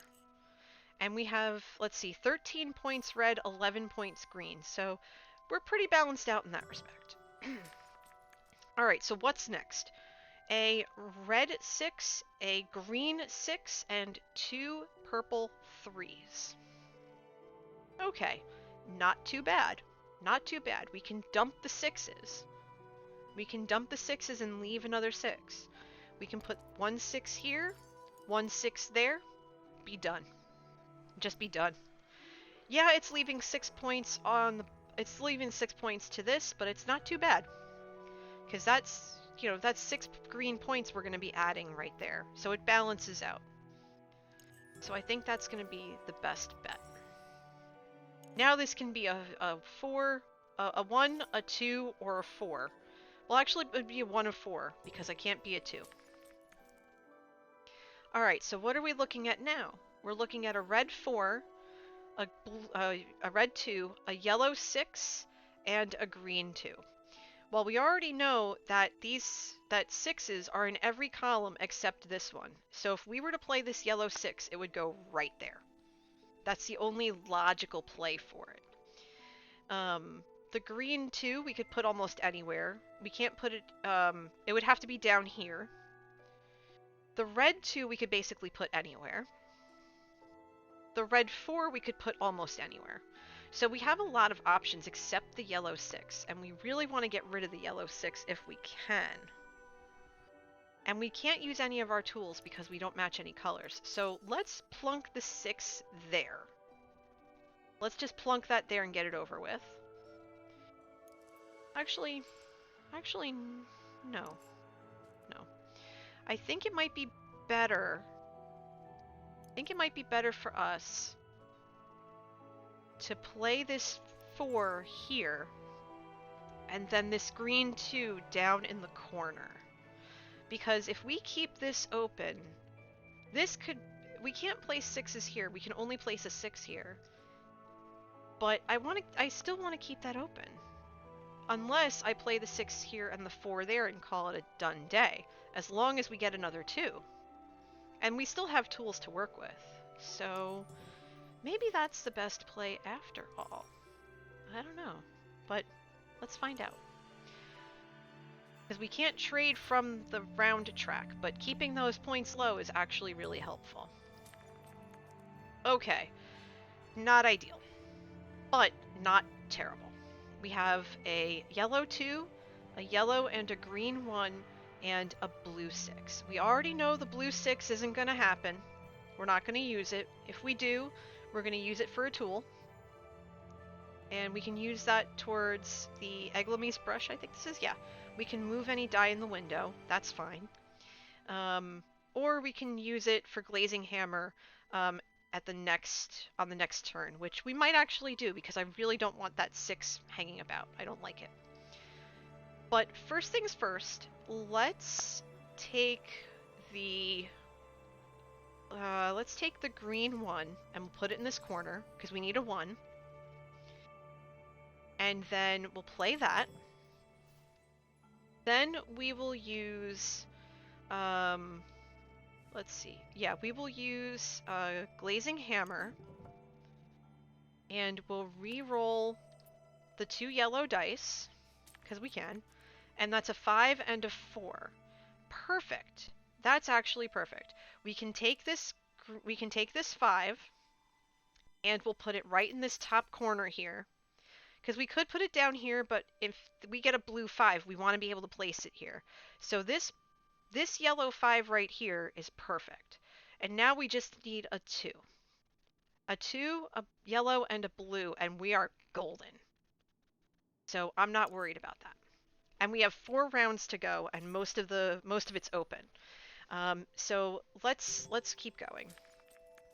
No purple, oddly enough, which is weird. We could really use some purple right now. We really could. And see, look at that. What did I say? What did I say about that yellow 5? What did I say? I said if we put that yellow 5 in the corner, we weren't going to be able to put a different 5. I knew there was going to be a blue 5. A little bit, Kajira, a little bit. So we can take the blue 5, we can complete the blue requirement, and that's perfect. We can now also take the red 2, put the red 2 there, and that would be good. So we're golden. We're good. All we really need is the yellow, and we're fine. We're doing really well right now. And see, this column here is done. It's all different numerically, so that's perfect. We have 4 points from that. So what do we have next? We have a red 4, a yellow 5, a blue 6, and a purple 3. Okay, so this is a little bit more complicated. The blue 6 is pointless. And we have a tool to get rid of it. So we might use it. I don't know yet. I want to see what's here. I want to walk through what we're thinking. We know that this is a blue restriction, where this 5 is right now. And we can't put it next to this 5, so that's not going to happen. The purple 3 can go in this spot right here. This can go right here. As can the yellow 5 can go here. But no, it can't. No, it can't. Never mind. So, the yellow 5 is not going to work. We're going to have to keep the yellow 5. The red 4 and the purple 3 are completely doable right now. They're completely doable. Unless I move this 4... Wait, hold on. I can do that. If I use Eglamise brush, I burn the blue, I move this 4 down here, I can put this 4 up there. Then I could use the 3 here. Or here. I would probably use it here. That would close off this column. This just needs anything that isn't a 5 or a 6. And then next turn I could make this a 4. And then there you go. So if I did that, if I burn this purple, make this a 4, That wouldn't work. Okay, that wouldn't work. That was a good idea in theory. That was a good idea in theory. I think instead we'll do this. I don't want to re-roll it. I don't want to draft a die just yet. Let's see what happens. We have 2 turns left. We still have a lot of possibilities up over here. It's this that I'm worried about. So let's see. We have a yellow 4. Well, I could make this a 3, so that works. Now I see it. Let's see, a green 6, a green 1, and a blue 2. Oh, there's possibilities here. Now there's no purple, so I can't change this yellow no matter what. I can't change this no matter what. So I think what I want to do is put the 4 here, because the 6 is done. The 6 is going to be up there no matter what. And so I have the 1 or the 2. I could put the 2 or the 1 here. Could you out the 1 between the purple deuce? What do you mean? Could you out the 1 before the purple deuce? Could you put the 1 between the purple? The 1 I could put here. I can't put it here because it's next to a green, and same for this. This is color restricted. Could you put the green 1 between the purple dice? No, because there's a green next to it. It's color restricted. I could put the 2 here though, which is what I might do. Because I don't have a purple. Well, actually I can use glazing hammer. I could put the yellow 4 here, which I think I'm gonna do. Well, actually, yeah, wait, hold on, no. I'm gonna put the green 1 here, because that's gonna give me another point. Okay. Then I can probably pay glazing hammer, because I haven't used it yet. Reroll these 2 dice, mainly for this. Taking a risk that if this is a 5 or a 6, I can't use it.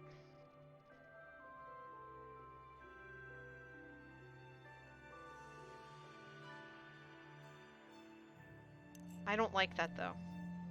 I don't like that at all.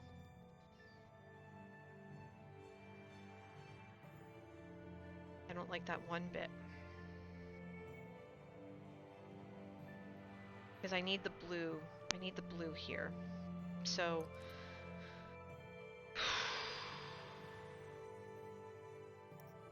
okay. So I definitely want to...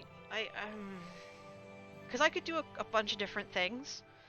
Part of me wants to take the risk of re-rolling this. The 4 and the 2 seemed better. Yeah, because I would need a blue or a purple in this last round, and a yellow to re-roll.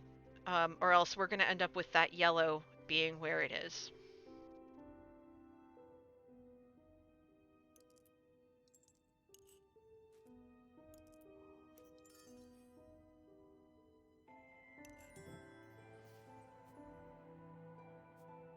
Oh, I didn't realize I used this already. That's okay. That's okay. We're fine. We're fine. We're fine. We're fine. We're fine. Actually, I'm gonna take that back. I'm gonna use the blue. Because I can do more with this than that. I'm gonna regret that. I already know it. I already know it. Hold your breath. Hold your breath. Here we go.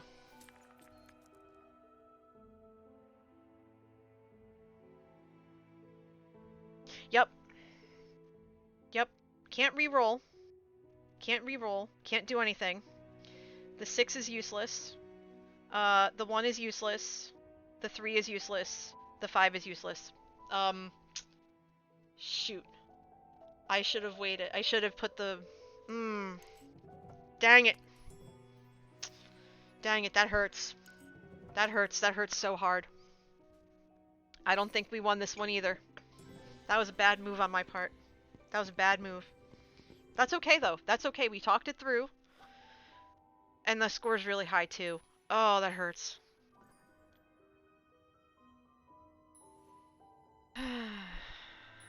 Yeah, I know, I know. That was really hard, though. We did really well. I think we tried our best. We did. Oh, all right, y'all. We did the best that we could. We really, really, really tried. We really tried. And yeah, so here's what's gonna happen now, I guess. We all are learning. We're all learning, Serene. I find it amusing, and it's kind of a running joke, and it's perfect. It's perfect. I wouldn't have it any other way. We're doing this together. We're learning together. We're trying together. It's fine. I will probably end up practicing this, um, way ahead of you, Iggy. I will keep trying to practice this when I have free time during the week. Um, but with that, I think I'm good for now. I think I'm good, y'all. This I streamed a lot longer than I anticipated or thought I would, and I'm gonna go spend the rest of the day with my hubs, and we're gonna do stuff around the house together. So I'm gonna send you off on a raid. While I set up the raid, let me just fill you in on a couple of things. We're gonna go raid Real Fally, who was in the chat earlier today. First off, you can catch me on Twitter and YouTube at NJ Coffee Junkie. I also have a Patreon, which you can find at patreon.com/NJ Coffee Junkie. For if you're at the $10 or more level, you get to play on my Minecraft realm called Half Calf Craft. And I also have a Discord. It is free to join. You do not have to be a subscriber. You just have to be at least 13 years of age or older. Um, Aside from that, for those of you who have been following my Minecraft series, episode 7 I'm hoping to finish sometime today or tomorrow because I'm off of work. And that will be out for patrons on Tuesday, released on Wednesday. We'll probably do a premiere or something. I've been working on my base on and off the last couple of weeks. It's been kind of a monstrous undertaking, but it's coming along really well, and I can't wait for you to see it.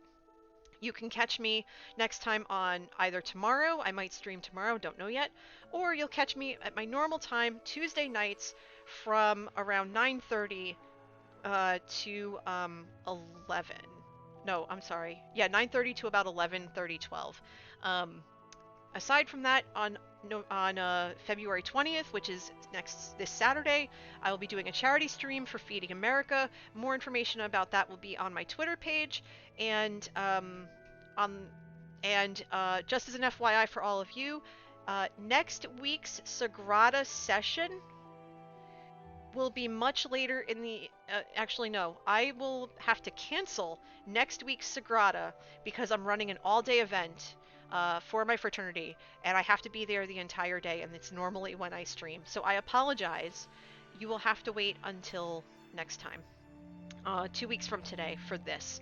And again, I apologize. But with that, let me send you on a raid. I would love for you to go say hello to Real Fally, give him a follow. He's wonderful. He's one of my closest online friends. I really appreciate him and everything he does for me as a friend, and letting me play and record and stream from his server.